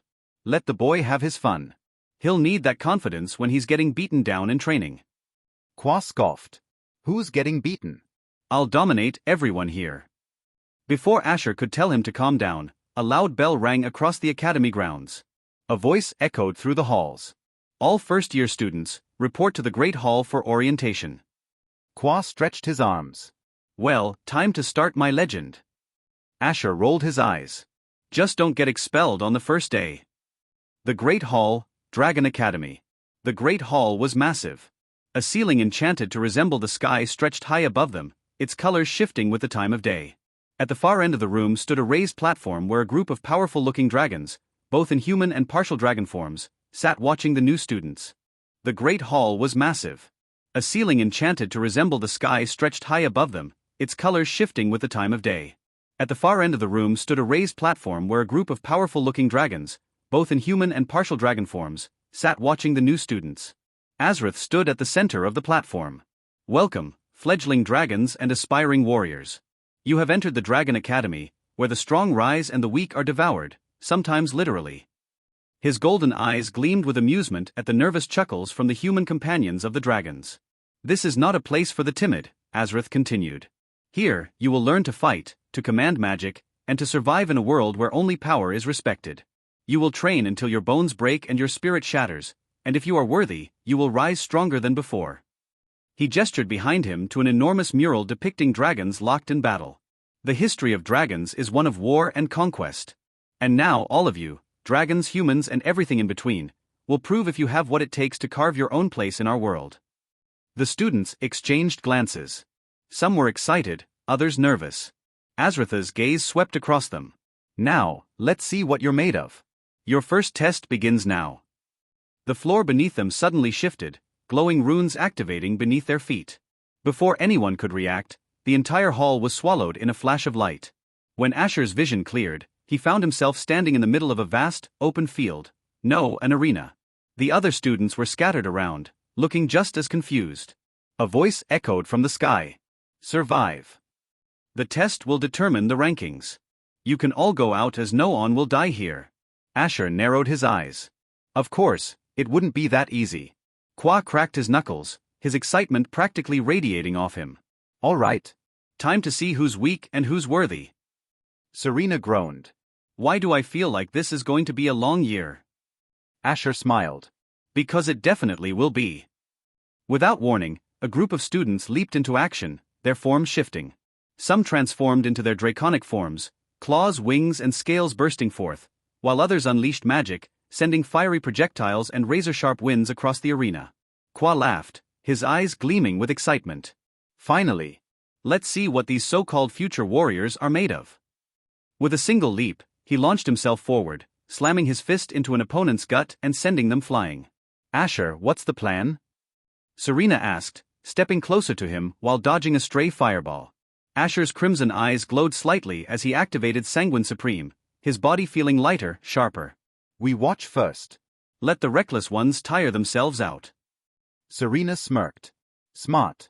Let them weed each other out before we step in. Suddenly, a shadow loomed over them. Asher barely had time to react before a massive, armored dragon descended, landing with a deafening crash. The force of the impact sent dust and debris flying, momentarily obscuring their vision. Through the settling dust, a voice rang out, deep, powerful, and filled with challenge. You, the dragon growled, his golden eyes locked onto Asher. I am the butler of. Before he could finish speaking, Asher's scythe flashed through the air. In an instant, the dragon's head was severed from its body, the massive form collapsing to the ground with a heavy thud. Not interested, Asher said coldly, stepping past the fallen dragon without a second glance. Meanwhile, Qua was fully immersed in battle, tearing through opponents, both dragons and their human companions, without hesitation. His laughter echoed through the battlefield as he fought, reveling in the chaos. The apple doesn't fall far from the tree. He's just as crazy as his mother, Serena muttered, watching Qua tear through his opponents with reckless excitement. Asher nodded in agreement. Yeah, but at least he's effective. They both stood back, letting Qua enjoy himself, while Asher kept his guard up. The ground trembled beneath them as another surge of power filled the arena. From the shadows, a massive dragon, easily twice the size of the previous ones, emerged. Its crimson scales shimmered under the artificial light, and its eyes locked onto Qua with a mixture of fury and recognition. Qua Niles, the dragon rumbled, his voice like rolling thunder. The heir of the Dragon Queen dares to participate in this trial like a mere commoner? You should just let your butler and handmaiden do things like this. Qua grinned, wiping blood from his cheek. Of course. What's the point of power if you don't test it? Serena paled. That thing is on a whole different level. Asher cracked his neck, gripping his scythe. Doesn't matter. If it stands in our way, it falls. The dragon roared, unleashing a wave of flames that turned the battlefield into an inferno. Qua laughed, stepping forward. Let's see if you're worthy of challenging me. Qua's laughter echoed through the blazing battlefield as he stepped forward, the heat of the dragon's flames doing little to faze him. His golden eyes gleamed with excitement. You talk big, he taunted, cracking his knuckles. But can you back it up? The massive crimson dragon sneered. Arrogant whelp. I will show you why lesser beings bow before me. With a deafening roar, the dragon lunged, claws sharp enough to tear through steel, aiming straight for Qua. But in a flash, Asher was there, his scythe intercepting the attack with a clang that sent shockwaves rippling through the air. Oi Qua, Asher muttered as he pushed back against the dragon's force. You planning to fight or just run your mouth? Qua grinned, stepping back slightly. Relax, father. I was just letting him have his moment before I crush him. Serena groaned from the sidelines. Can we at least pretend this isn't a casual spar and that we're actually in a survival test? Ignoring her, Qua finally moved. In a blur of speed, he vanished from sight, only to reappear above the dragon's head, his fist glowing with a brilliant blue aura. Let's see if you can take this, Dragon King's fist. His punch connected with a thunderous impact, sending the massive dragon crashing into the ground, shaking the entire arena. Dust and debris exploded into the air, obscuring everything for a moment. Asher whistled. Not bad, kid. Qua landed gracefully beside him, flicking his wrist. Of course not. I'm your son, after all. The dust finally settled, revealing the dragon barely able to rise, his body trembling from the sheer force of the attack. You little brat, he growled. Qua smirked, stretching his arms. I'd say I won this round. Before the dragon could even respond, a loud horn echoed across the arena, signaling the end of the test. The surroundings began to shimmer, the illusion of destruction fading away as the real battlefield returned to view. A booming voice filled the space. The rankings have been determined. Asher exhaled, shouldering his scythe. Well, that was fun. Serena crossed her arms. Define fun. Qua just grinned. First day and I'm already making a name for myself.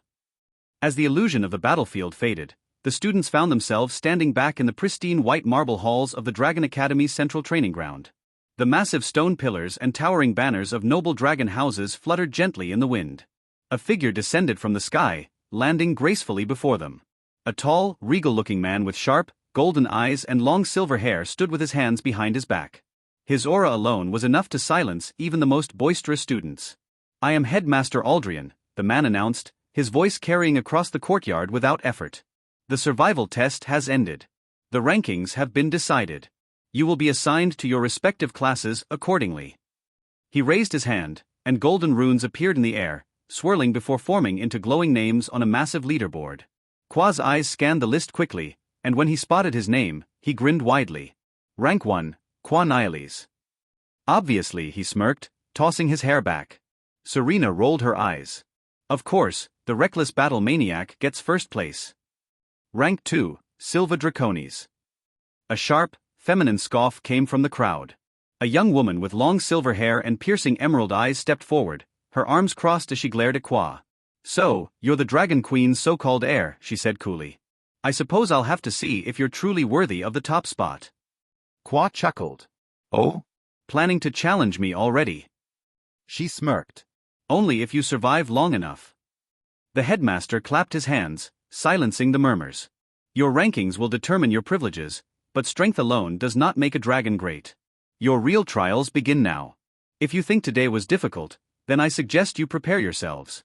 The true test starts tomorrow. The golden runes dissipated, and with a wave of his hand, portals opened to different sections of the academy. Now return to your dorms and rest. Dismissed. Asher turned to Kwa, smirking. Looks like you've already made rivals. Kwa grinned, cracking his knuckles. That just makes things more fun.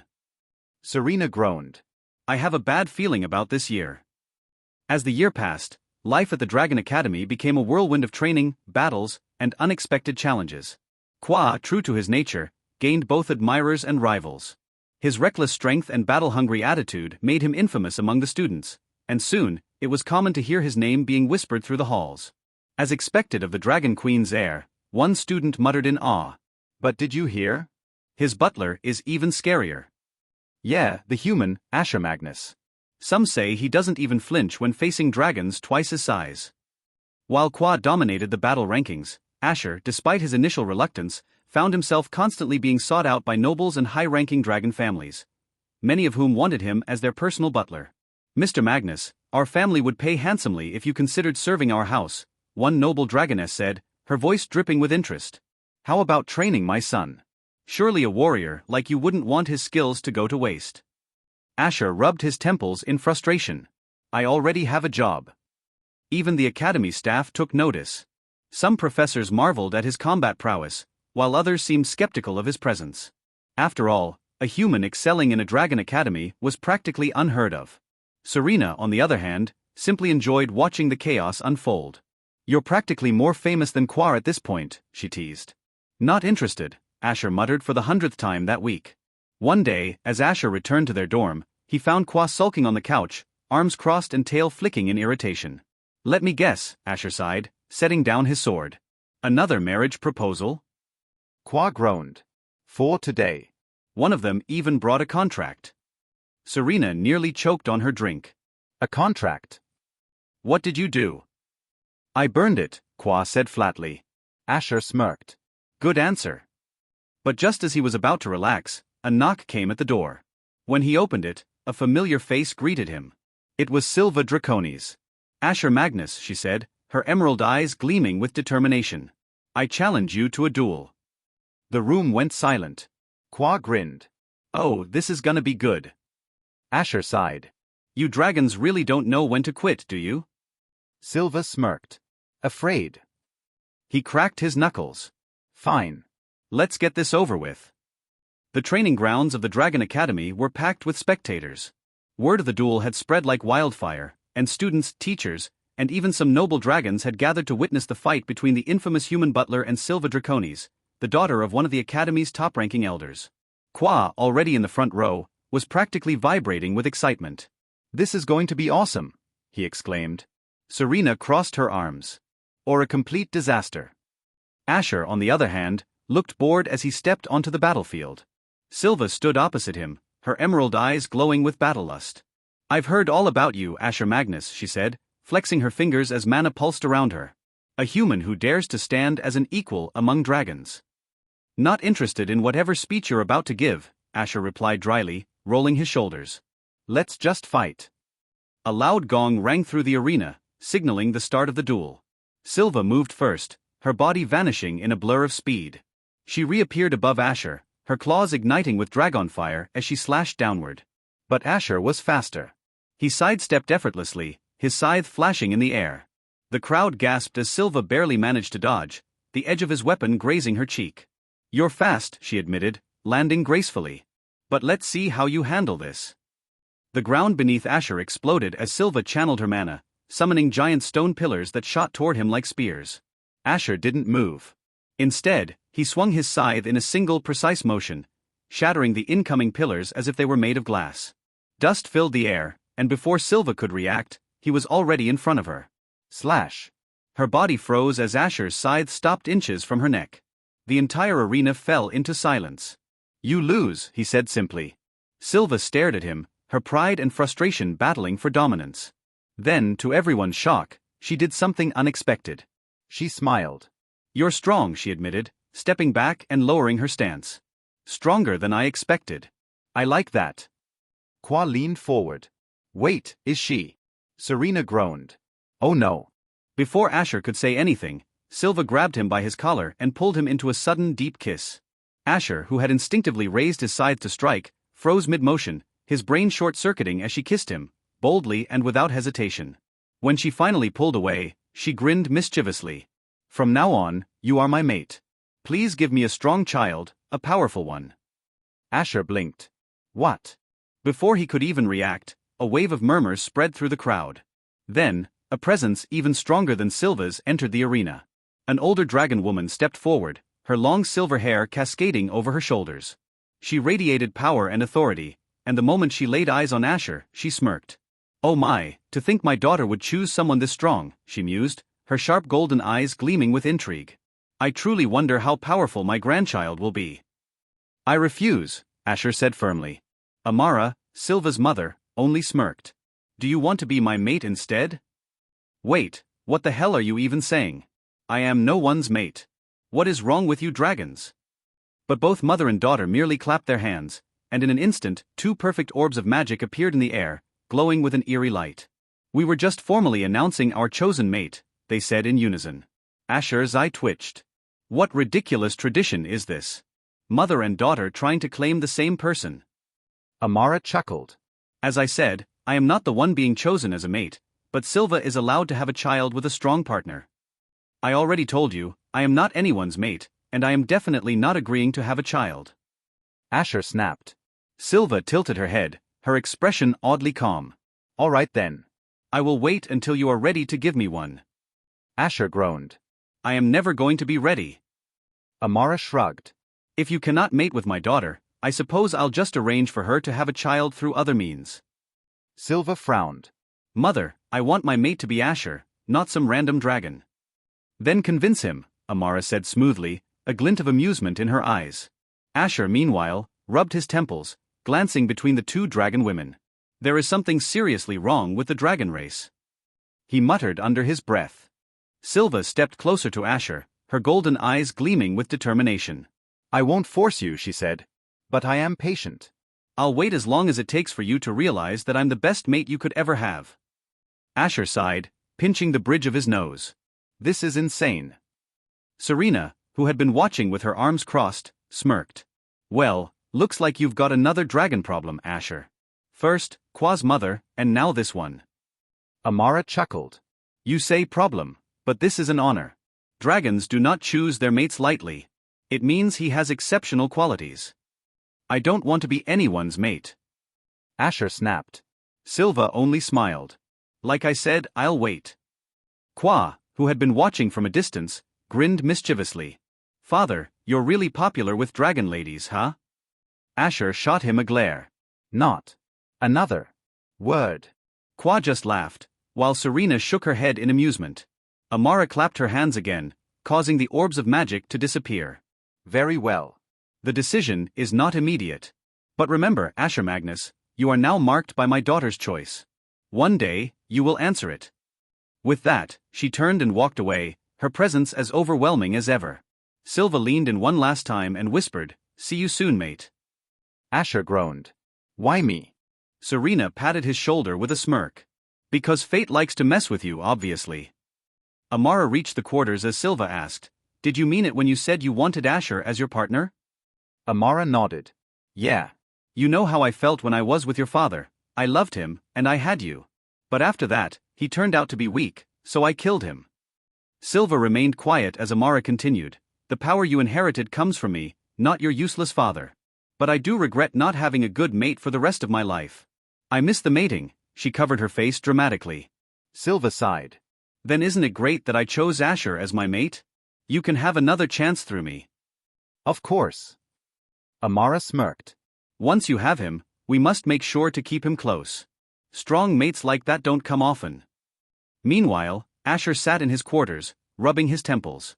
Serena leaned against the wall, arms crossed. You look like a man who just realized he stepped into a dragon's den, literally. Asher groaned. More like I've been sold into one. Qua, now lounging on a golden chair, laughed. Father, you should be honored. Mother and now Silva, such powerful women are after you. Asher shot him a glare. You call that an honor? That's a death sentence. Qua shrugged. Depends on perspective. Before Asher could retort, the door slammed open. Silva strode in confidently, her piercing eyes locked onto him. I hope you've prepared yourself, Asher. Because I won't take no for an answer. Asher let out a long sigh. Of course you won't. Asher sighed, rubbing his temples again. What have I gotten myself into? Silva grinned, resting comfortably on his lap. Into a perfect arrangement, obviously. She leaned in closer, her warm breath brushing against his ear. So, my dear husband, do you want to make it official now? Asher stiffened. You can either get off me willingly, or I'll throw you off, he said, voice dangerously calm.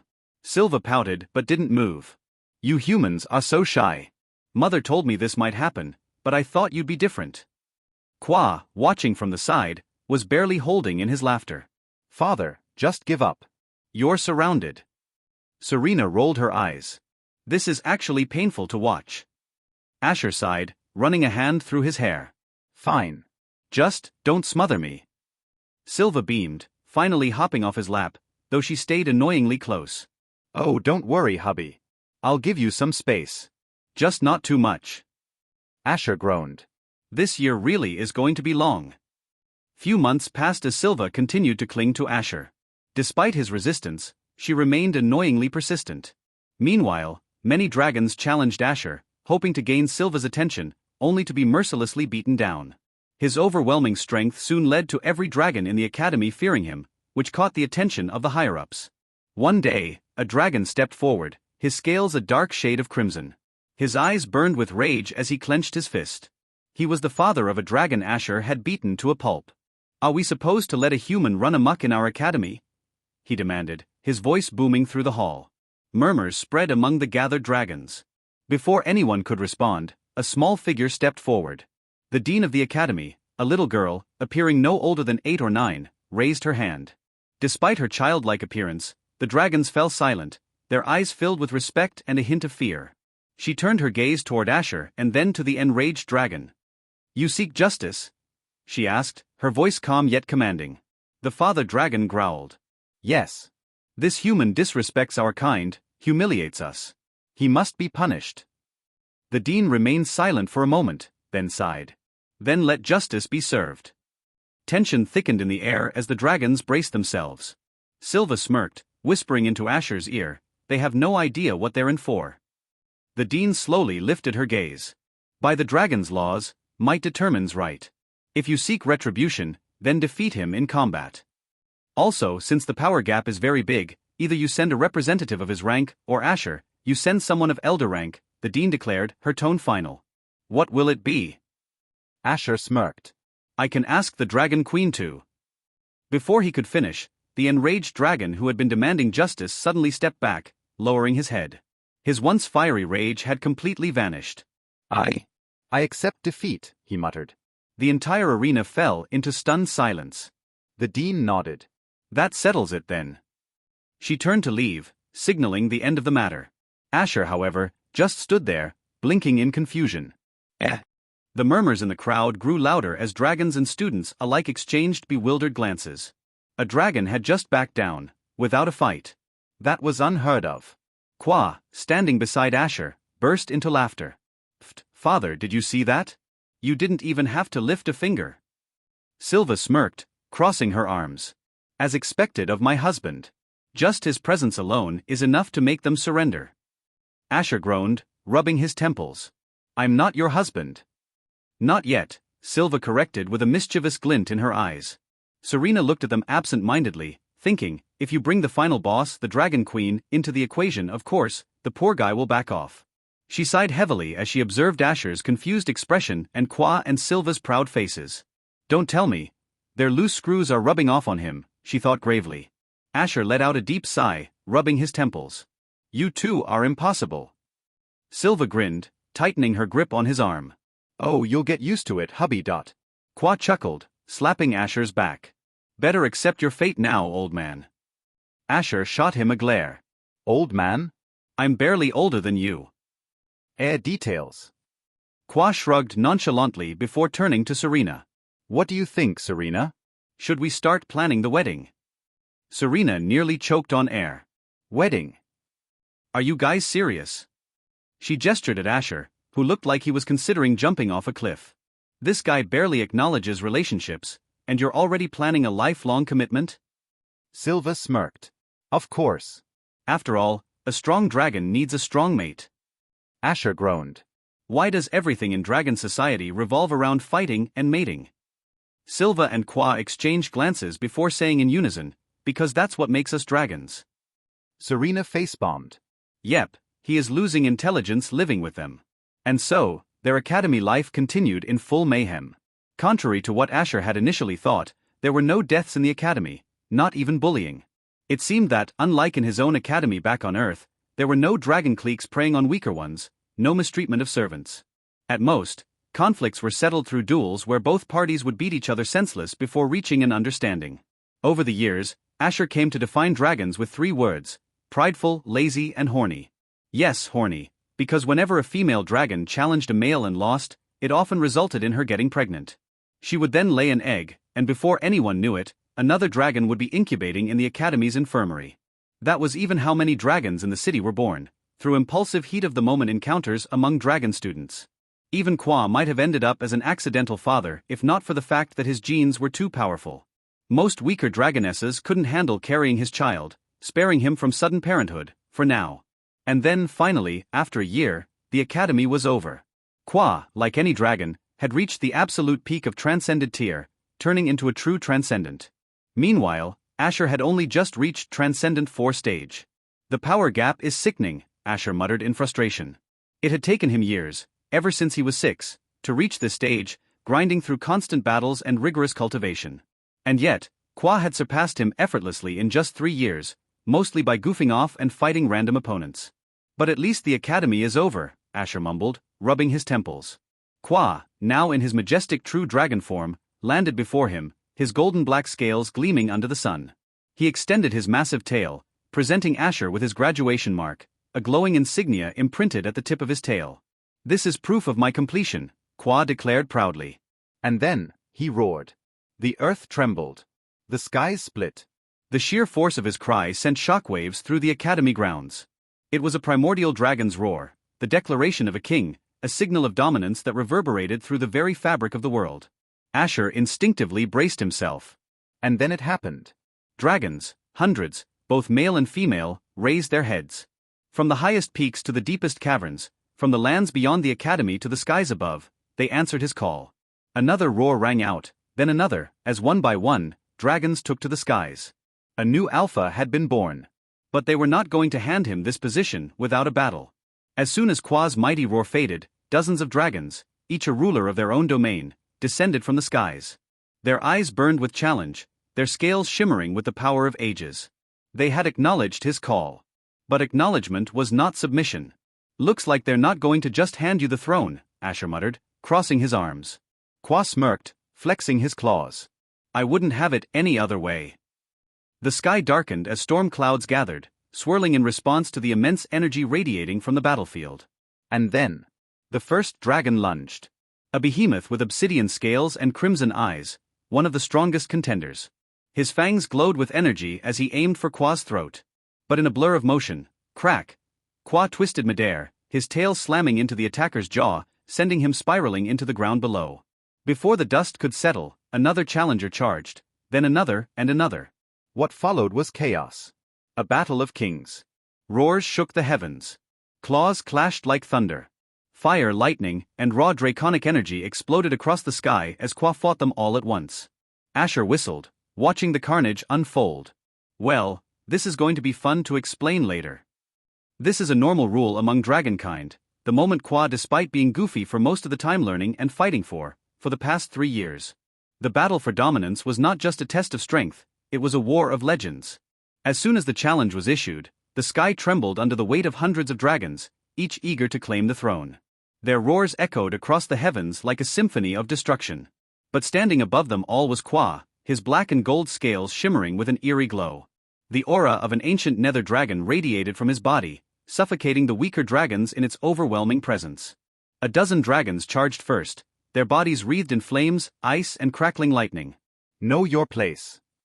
Qua's voice boomed across the battlefield as he opened his maw, unleashing his nether oblivion breath, a swirling vortex of pure annihilation that devoured magic, light, and even space itself.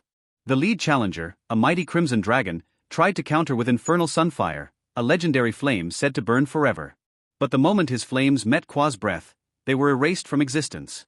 Screams filled the battlefield as 3 dragons were instantly disintegrated, their very souls consumed by the abyssal force. Seeing the devastating power of Qua's breath, the smarter dragons decided to fight with magic and tactics rather than brute force. One emerald serpent dragon coiled in the sky, its scales glowing with draconic sealing magic, forming a massive rune to trap Qua. At the same time, a silver tempest dragon soared higher, its wings creating a storm of divine thunder, each bolt crackling with power strong enough to shatter mountains. Chains of sealing erupted from the sky, wrapping around Qua's body, while heaven's wrath lightning crashed down upon him. The battlefield was bathed in blinding white light as the storm descended upon the ancient nether dragon. For a moment, the dragons thought they had succeeded. But then, crack! A monstrous pulse of pure nihility energy erupted from Qua's body, shattering the sealing chains like they were nothing more than twigs. Then came his roar. The Dragon King's dominance. A shockwave tore through the battlefield, sending even the most powerful dragons hurtling backward. The Silver Tempest dragon, caught mid-air, was instantly struck down, crashing into the mountains below with a deafening boom. The Emerald Serpent dragon tried to retreat, but Qua was already upon him. Claws wreathed in golden black energy pierced through his body, and with one monstrous bite, he ripped the serpent's throat out. With hundreds defeated, only one dragon remained. An ancient celestial dragon, his white scales shimmering like stars, descended from the sky. His eyes burned with wisdom, and in his hands, he held a spear forged from the bones of fallen gods. "You are strong," the celestial dragon admitted. "But power alone does not make a king." Qua grinned, golden eyes flashing. "Then let me show you why I was born to rule." The sky split apart as the two clashed at full force.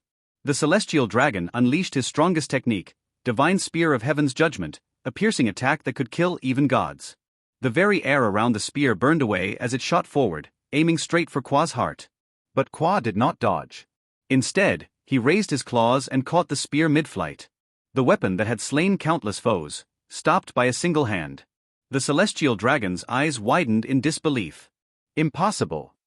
But before he could react, Qua's tail, wreathed in the essence of the void, slammed into him with the force of an extinction-level event. Boom! The heavens shattered. But before he could react, Qua's tail, wreathed in the essence of the void, slammed into him with the force of an extinction-level event. Boom! The heavens shattered. The celestial dragon plummeted from the sky, slamming into the ground with a thunderous impact that sent shockwaves across the battlefield. The light in his eyes faded. He was defeated. Silence followed. Then, one by one, the dragons lowered their heads. Submission. They had witnessed the rise of a true king, one whose power surpassed all others. Asher exhaled, shaking his head. "Damn brat, you're too strong." Qua turned to him, smirking. "And I've only just begun." Thus, at the age of 15, the ancient nether dragon Qua was crowned the Dragon King, the strongest in his generation. Back in the Dragon Queen's lair, Valeries sat atop her pile of gold, watching as Qua returned. She smirked as she lifted him in his dragon form as if he weighed nothing. "You are back," she said, her voice filled with amusement. "My baby sure has grown." Qua blushed heavily, his massive form trembling slightly under her grip. Valeries chuckled, enjoying his reaction. Turning to Asher, she raised an eyebrow. "And how are you, father of my child?" Asher rolled his eyes, clearly used to her teasing. "I'm fine." Valeries' sharp gaze swept over him, her amusement fading slightly. "You don't look fine," she noted, spotting burn marks on his arms and clothes. "Nothing serious," Asher replied. "No other dragons dared to challenge me after Qua defeated them, but some still tried their luck." She hummed in approval, then motioned to a massive pile of dragon cores and rare treasures behind her. "Anyway, you came here for resources, didn't you? You'll find over 6 ancient dragon cores here. They belong to some of the strongest, but I handled them easily." Asher's eyes widened slightly. "Handled them easily," he muttered, knowing full well how powerful ancient dragons were. Valeries stretched lazily, her golden scales glinting in the dim light. "I am the Dragon Queen after all," she said as if it were obvious. Asher examined the treasures, nodding in satisfaction. "With these, I can finally reach the peak of my cultivation." Valeries grinned, her piercing gaze locking onto him. So, you're finally ready to battle me properly then? Asher looked up at her and smirked. You're beautiful and strong. I wouldn't mind having a wife like you. Valeries let out a deep, satisfied chuckle. Good. Just then, Silva entered the lair, frowning as she saw the scene. She huffed and crossed her arms. What are you doing here? Asher asked as Valeries answered. Valeries laughed. Nothing much. This little girl here is just my maid, according to tradition. Silva pouted, then looked at Asher with a smirk. Well, I think I've waited long enough. When will you finally mate with me? She teased, leaning in. Asher sighed, rubbing his temple. You really don't give up, do you? Silva simply grinned. Of course not. Asher ignored Silva's teasing as he walked past her, his focus entirely on the dragon cores. I'm going to cultivate in peace now, he said firmly, picking up the ancient cores. Valeries nodded, her golden eyes watching him with amusement. Do as you wish. Just don't die while breaking through. Without another word, Asher left the chamber and made his way to a secluded area, preparing to enter deep cultivation. Meanwhile, Qua and Silva exchanged glances before Silva huffed in frustration. TCH, he's always running away from me. Qua chuckled, shaking his head. You're too pushy. Silva pouted. I just know what I want. Asher, however, was already seated in a meditative pose, activating his cultivation technique as the vast energy of the dragon cores surged into his body. The power of ancient dragons flooded his veins, pushing him closer to the next realm. Asher sat in a secluded cavern, deep within the Dragon Queen's domain, as he began his breakthrough cultivation session. The ancient dragon cores radiated immense energy, and the moment he activated his technique, the power surged into his body like a tidal wave. The sheer density of draconic energy was overwhelming, but Asher gritted his teeth and focused. As the energy flowed through his meridians, his bones cracked and reformed, becoming denser and stronger. His muscles tightened like tempered steel, and his skin hardened, taking on a faint golden sheen. The dragon cores exploded with power, sending a torrent of heat through his veins. Asher's breath came out in short bursts, his body feeling like it was being forged in divine fire. Boom! A pulse of dragon aura erupted from him as he shattered into the sixth stage.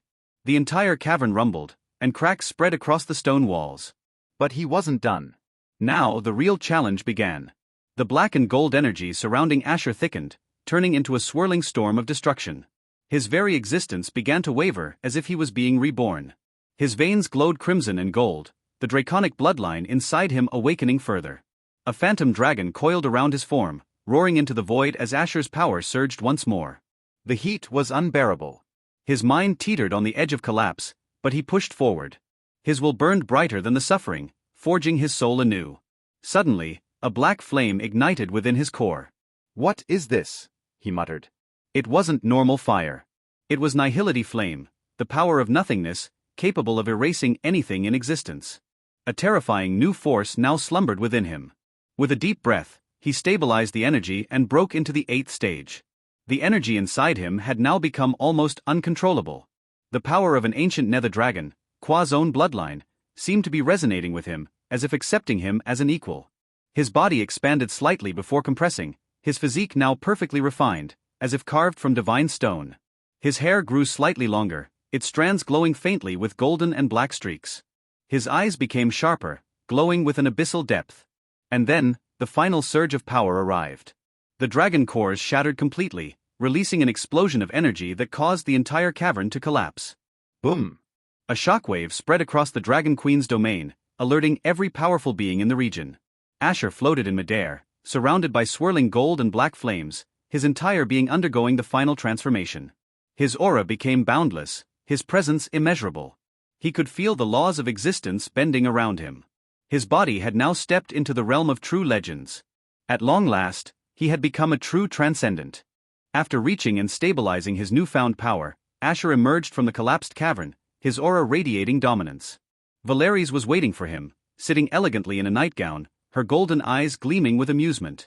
You finally came out, she said, crossing her arms. Asher exhaled deeply, rolling his shoulders. Yeah. I'm at my peak now. I've returned as a new being. Valeries smirked. Good. Then entertain me. Without warning, she transformed, shifting into her hybrid form, a half-dragon state, the strongest transformation a dragon could take. Her crimson scales glowed, her claws sharpened, and her aura skyrocketed, making the entire lair tremble. Geez, is this really necessary? Asher muttered, feeling the pressure from her overwhelming presence. Despite the battle-ready stance, Valeries suddenly grabbed his hand, pulling him close before kissing him deeply. Asher's eyes widened. "You taste good," she murmured against his lips. "And now, I want you as my mate." He took a step back, startled. "Wait, what?" Valeries chuckled, licking her lips. "What's with that reaction? I'm asking for something simple. I want you to give me a powerful child." Asher stared at her, still trying to process her words. "Hold on, are you seriously just declaring this out of nowhere?" Valeries narrowed her eyes. "Did you think I waited for nothing? You're strong enough now. It's only natural." Asher groaned, running a hand through his hair. "Look, I just finished a brutal breakthrough. Can't I get a break before you start throwing mating requests at me?" Valeries grinned, her tail flicking behind her. "No breaks. Either fight me again, or accept your fate." She lunged at him, pinning him against the cavern wall, her eyes burning with hunger. "You're mine now, Asher. Whether you like it or not." "Then I guess I should beat some sense into you," Asher said, cracking his knuckles. Valeries let out a low, sultry chuckle, her sharp fangs glinting. "Oh? So confident now, are we?" She stepped forward, her crimson-black claws gleaming under the dim cavern light. "I was planning to let you be an obedient little mate, but if you still think you can resist me, then prove it." She lunged at him, her movements blurring with speed. Her claws slashed through the air, leaving behind a trail of scorching energy, the very space around them cracking under the pressure of her strength. Asher barely dodged, feeling the heat of her attack graze his skin. TCH, if this were me 10 years ago, I wouldn't have stood a chance. Back then, I might have even died before knowing the full extent of my power. He clenched his fists, his own aura flaring in defiance. "But now? I'm beyond you, Valeries." She narrowed her eyes, her draconic pupils glowing in amusement. "Oh? My mate has grown cocky. I like it." Without warning, she unleashed a powerful roar, the force of it sending shockwaves through the cavern. "Then show me, my mate. Show me the strength that claims to surpass me." Asher smirked, his body surging with power as he charged forward, meeting her head-on in a clash that shook the entire lair. The impact of their clash sent cracked spiderwebbing across the cavern walls, causing molten rock to drip from the ceiling like burning rain. Asher's fist, wreathed in black and crimson energy, collided against Valerius's outstretched claws, creating an explosion of force and magic that sent both of them skidding backward. "You're stronger than before, I'll admit that," Valeries purred, licking her lips as the ground beneath them trembled from their power. "But you still haven't proven that you can tame me." "Tame you?" Asher scoffed, cracking his neck. "That's not my goal, Valeries. But if you won't accept my strength, then I'll make you acknowledge it." She grinned, her wings unfurling as she rose into the air, her body radiating an intense, dark crimson aura. "Then come, my mate. Prove your dominance." Without hesitation, Asher launched himself after her, black lightning crackling around his body as he invoked the forbidden dragon arts. His fists, now coated in nether flames, tore through the air as he struck at Valeries with relentless fury. Valeries met him blow for blow, their battle ascending into the sky, where each clash sent shockwaves rippling through the heavens. The very fabric of reality seemed to shudder under their combined power. She suddenly whipped her tail, striking Asher in the ribs and sending him crashing through a nearby mountain, the rock shattering upon impact. "You're still holding back, Asher," Valeries taunted, hovering above him as her dragon aura intensified, forming the image of an ancient draconic deity behind her. "If you truly want me to submit, then show me what you're capable of." Wiping the blood from his lip, Asher slowly stood, his eyes now glowing with an abyssal light. "Fine," he growled, his power surging to its peak. "No more holding back." With a roar, Asher unleashed his full strength, the skies darkening as a massive black storm of dragon energy erupted around him. His transformation was complete, his hybrid form shimmering with raw power, his scales like darkened steel, and his eyes burning with an ethereal fire. Thanks to absorbing the ancient dragon cores, Asher had also gained their bloodlines. Then, using infinite fusion, he combined them all into a more pure and powerful form, his newly awakened prime dragon bloodline. He had yet to find a suitable name for it, as it was a fusion of the ancient celestial, nether, void, Chronos, and sunder dragon bloodlines. This new power had made him far stronger than before, elevating him to a level beyond what even he had imagined. Asher stood in the middle of a vast, swirling vortex of dragonic energy, his body pulsing with newfound power. His once dark aura now shimmered with streaks of gold, silver, and deep violet, each representing a different bloodline coursing through him. Valeries watched from a distance, her crimson-black eyes narrowing as she felt the sheer dominance radiating from him. "You've truly become something terrifying, my mate," she murmured, her claws flexing in anticipation. Asher clenched his fist, feeling the raw essence of dragons roaring within him. "This strength. It's on a whole different level," he muttered to himself. "But I'm still not done." He focused inward, refining his power, stabilizing the chaotic fusion of ancient celestial, nether, void, Chronos, and Sunder dragon bloodlines. Each one fought for dominance, yet under Asher's will, they slowly melded together, creating a harmonized force unlike anything seen before. Suddenly, the ground beneath him shattered as a surge of divine and abyssal energy erupted from his body.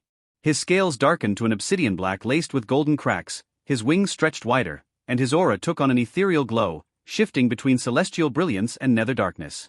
Valeries smirked, stepping forward. "Well, mate, are you finally ready to challenge me properly?"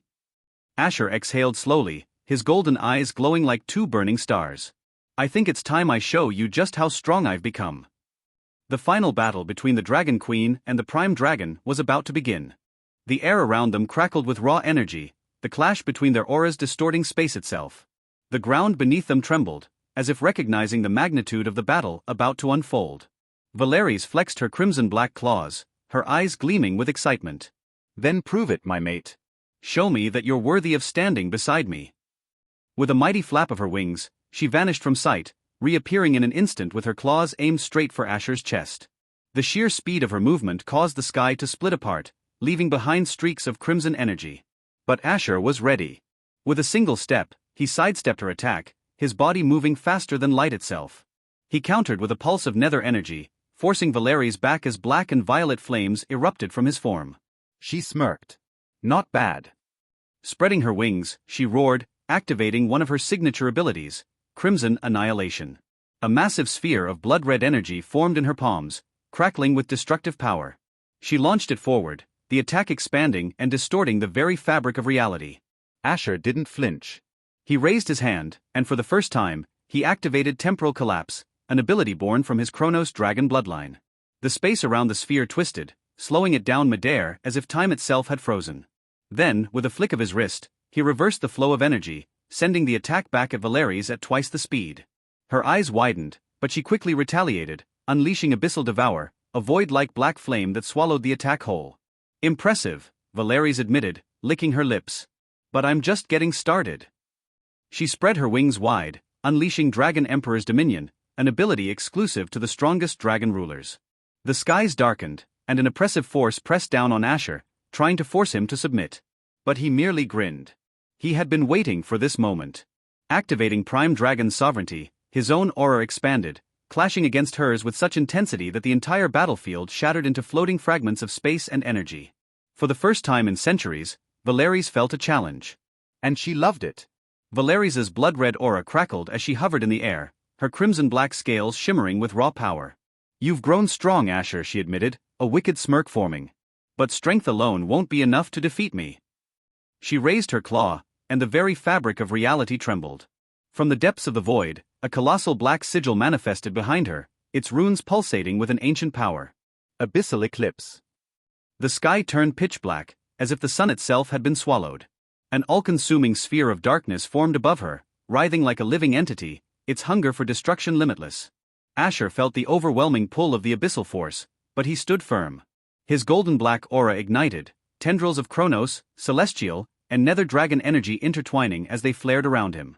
He raised both hands, summoning a technique never before seen. Prime Dragon's Edict. The ground split apart, glowing with runic inscriptions from ancient draconic dialects.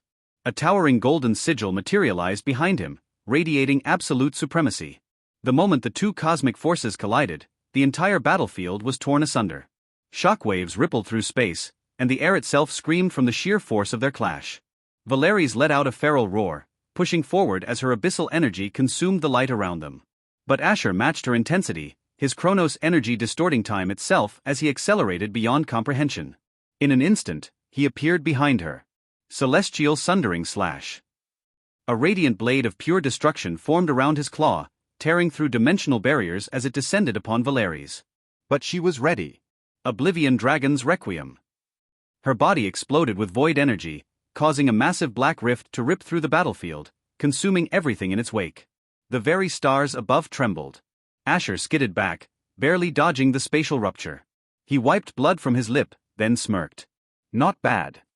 Valeries, breathing heavily, laughed. You really are worthy to be my mate. Their battle had shaken the heavens themselves. And yet, it was far from over. They were dragons, beasts of supremacy, and neither would submit easily. Valeries wiped a trickle of blood from the corner of her mouth, her crimson-black wings unfurling to their full, terrifying span. She locked eyes with Asher, who stood tall amidst the shattered battlefield, his golden-black aura raging like an inferno. I see now, she purred, her voice dripping with both admiration and unrelenting dominance. You've truly ascended beyond what I expected, Asher. But you're still not above me. Asher smirked. Is that so? Without hesitation, Valeries vanished, or at least, that's what it seemed like to any ordinary being. But Asher's enhanced Chronos perception caught her movement. She had torn through spacetime itself, attempting a direct assault from all angles at once. Nether Void Devour.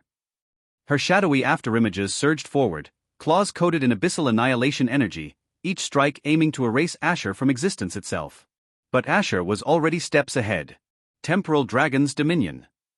With a mere thought, time froze. Everything stood still, the swirling abyssal energy, the echoes of Valeries' attacks, even the trembling fabric of reality. And in that moment of stillness, Asher moved. He rewound himself to where she had first launched her attack, twisting fate itself to ensure that he had never been struck. Then, without hesitation, Celestial Judgment Fong. His claw ignited, divine radiance mixing with his Sunder Dragon essence, forming an unstoppable blade of destruction.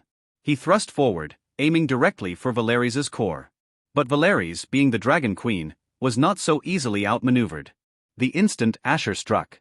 Oblivion Rebirth. A pulse of pure void erupted from her, nullifying his strike and sending shockwaves ripping through dimensions.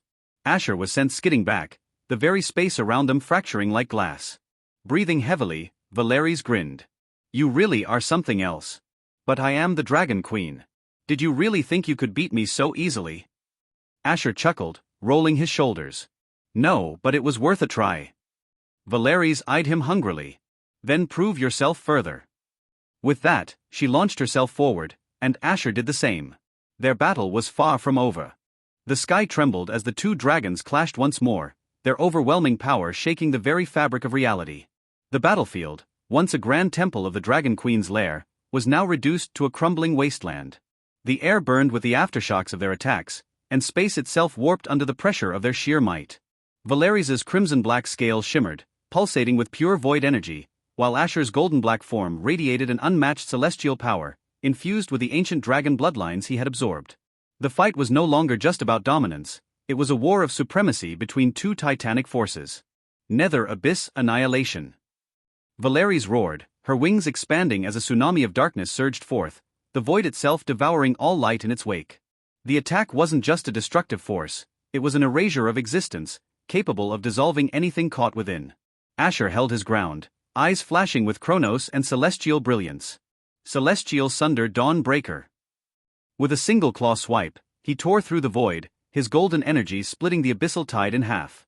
The sheer force of his attack rippled through dimensions, sending shockwaves across the battlefield. Valeries smirked, her fangs glinting. You're finally fighting like a proper dragon, Asher. You haven't seen anything yet.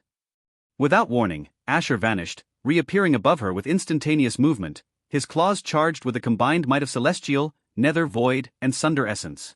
Valeries barely had time to react as Asher struck. Boom! A massive explosion of energy erupted, sending Valeries hurtling toward the ground. The impact cracked the earth, forming a crater miles wide. But before the dust could settle, Draconic Rebirth, Abyssal Nova. Valeries emerged from the darkness, her entire form pulsing with overwhelming power. Her eyes burned with primordial authority, and the air around her collapsed under the weight of her unleashed might. A storm of crimson lightning ignited the sky as she prepared her ultimate technique, one that could shatter realms. Asher took a deep breath. He knew this would be his final chance to prove himself. Clenching his fists, he activated Sunder Dragon's absolute devastation. His entire body glowed like a sun, his form transcending mortal limits. Valeries grinned savagely. Come, Asher. Show me you're worthy of being my equal. With a single thunderous roar, they charged at each other for one final, cataclysmic clash, one that would decide who truly reigned supreme. Asher and Valeries collided in midair, their overwhelming energies tearing the sky apart. The very fabric of space twisted and cracked as their auras pushed against one another, creating a massive shockwave that rippled across the realm. The ground below shattered, forming bottomless chasms as the sheer pressure of their battle uprooted mountains and tore apart the sky. Nether cataclysm, eternal oblivion. Valeries unleashed her ultimate technique, summoning an abyssal vortex that consumed everything in its path. The swirling black void was a manifestation of destruction itself, capable of devouring time, space, and existence. Asher felt the pull, his body resisting as the force threatened to drag him into eternal nothingness. Celestial Dragon King's wrath, divine sundering. With a mighty roar, Asher summoned golden chains of celestial energy, anchoring himself to reality while countering the void's pull. His body radiated unstoppable divine power, the fusion of all his bloodlines culminating into an attack beyond anything he had ever unleashed. With a single swipe of his claws, he tore through the abyssal vortex, the golden black energy sundering the very laws of reality. Boom! The clash of their ultimate techniques shook the heavens, the explosion sending both of them hurtling in opposite directions. A massive rift in the sky appeared, showing glimpses of otherworldly dimensions, before it slowly began to close. Asher panted heavily, his body covered in golden black flames. His scales were cracked, his energy nearly depleted. He had poured everything into that final attack. Valeries, on the other hand, lay on the ground, her mighty dragon form struggling to rise. Crimson lightning flickered weakly around her, but her once dominant aura was now fading. She grinned. You actually managed to push me this far. Asher smirked, despite his exhaustion. So, does this mean I win? Valeries chuckled, shaking her head. It means you've finally earned my recognition as my equal. She slowly shifted back into her human form, her long crimson black hair flowing behind her as she approached him.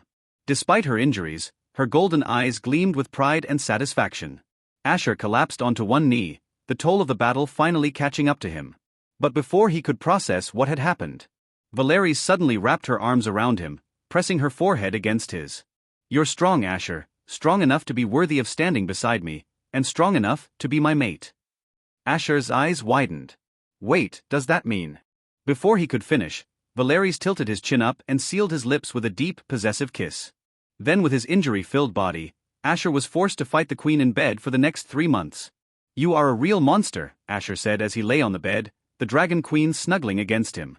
What a bad thing to say to your wife, she pouted, looking up at him. Asher sighed, gazing at her with a mixture of admiration and disbelief. I mean, I have 5 ancient bloodlines. I even fused them to perfection, creating an entirely new bloodline, which I've named Prime Dragon, yet you're still my equal, he said. To make it a true dragon battle, he had only used his dragon abilities, yet he had ended up her equal. Foo-foo, that's because of my own unique power, Valeries smirked. It's my mutant bloodline, a fusion of Void Dragon and Nullity bloodline. It merged with my Nether Dragon heritage, so I have even more power than a normal Dragon King should possess. If I have to say, my power is somewhat equal to the Dragon God, who once wielded 9 elements, she said as she once again climbed over him, guiding his sword into her sheath. But we have other matters to attend to, leave the boring talk, she said, moaning. As you wish, he said, pushing her down as another round began. After another few months of carnal indulgence, Valeries looked at Asher and asked, What are you going to do now? I heard from Serena that you were working towards reaching the peak of power. Now that you've achieved this, I wonder, what are you going to do next? She asked, gazing at him. I want to return to my home, he said as he stretched his muscles. Your home? She asked, her eyes narrowing slightly as she turned to face him. Ha, no wonder you ask that, he chuckled. Well, I am not from this world, Asher said. I fell into a space tunnel and arrived in this world. I see. No wonder your aura was always different from everyone else, she added. I wonder what your real world is like. Asher looked at her and asked, Are you going to follow me? She stared at him with a smirk. Were you about to leave me behind? She asked, her eyes narrowing as she leaned closer. Rather, I was planning to bring my family here. This world is much safer, he admitted. She nodded thoughtfully.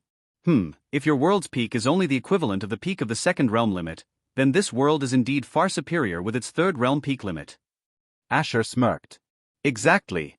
My original world had its strong individuals, but compared to the sheer scale of power in this world, it would be nothing more than a backwater realm. Valeries chuckled, resting her chin on his chest. Then why do you still want to return? Nostalgia? Or unfinished business? He exhaled slowly, his fingers running through her silver-white hair. Both. I still have family there. I need to make sure they're safe, and if possible, bring them here. I won't be able to rest easy until I know they're secure. She tapped his chest lightly. If your world is weak, wouldn't that make you an absolute monster over there? You'd basically be a god among ants. Asher shrugged. Maybe. But I'd rather not abuse power for no reason. Still, if anyone gets in my way, they'll learn the hard way why I'm called the Prime Dragon now. Valeries grinned at his words, her golden eyes gleaming with excitement. Heh, I like the sound of that. Maybe I should come along. A vacation to another world sounds interesting. Asher raised an eyebrow. You're really considering it? Of course, she replied smoothly. Wherever you go, chaos follows. How could I miss the fun? He sighed. You just want an excuse to fight, don't you? She gave him a teasing smile. Maybe. But also, if this family of yours is so important, I want to see what you humans call in-laws too. You will meet them, he said, and then he added, though I am going to acquire the status of dragon god first, he said. Valeri's eyes widened in surprise. Huh? What do you mean? She asked, tilting her head. Asher smirked confidently. I can perfectly fuse anything. So if I fuse all 9 ancient dragon bloodlines, I can recreate the dragon god bloodline, not just for me, but for you too. Valeries blinked before letting out a low, throaty chuckle. You're serious? You want to make me even stronger? Of course, Asher said. If I ascend, I'm bringing you with me. What's the point of having power if my mate can't stand beside me at the peak? Her golden eyes burned with excitement. Ha! You really are insane. But I love it. If you can actually do it, then I'll gladly accept it. But are you sure you can handle fusing all 9? Asher's smirk deepened. Watch me. He already had 5 ancient dragon bloodlines, so he took the remaining 4 ancient dragon cores and absorbed them into himself. After acquiring all 9 bloodlines, he began the fusion process. As the fusion process reached its peak, Asher's body trembled violently. A surge of raw, primordial energy engulfed him, and his humanoid form could no longer contain the sheer magnitude of power. His muscles expanded, his bones shifted, and his entire being underwent a divine metamorphosis. A brilliant radiance burst from within him, illuminating the entire realm like a second sun. His skin was replaced with shimmering white scales, each one radiating an ethereal glow, untouched by any impurity. His wings, vast and majestic, stretched out, the purest white ever seen, exuding an aura of absolute divinity. And atop his enormous dragon head sat a blood-red crown, forged from the essence of the 9 fused bloodlines. Embedded in the crown were 9 distinct gemstones, each pulsing with the elemental power of the bloodlines he had merged. Celestial, Nether, Void, Chronos, Sunder, Storm, Abyss, Infernal, and Arcane.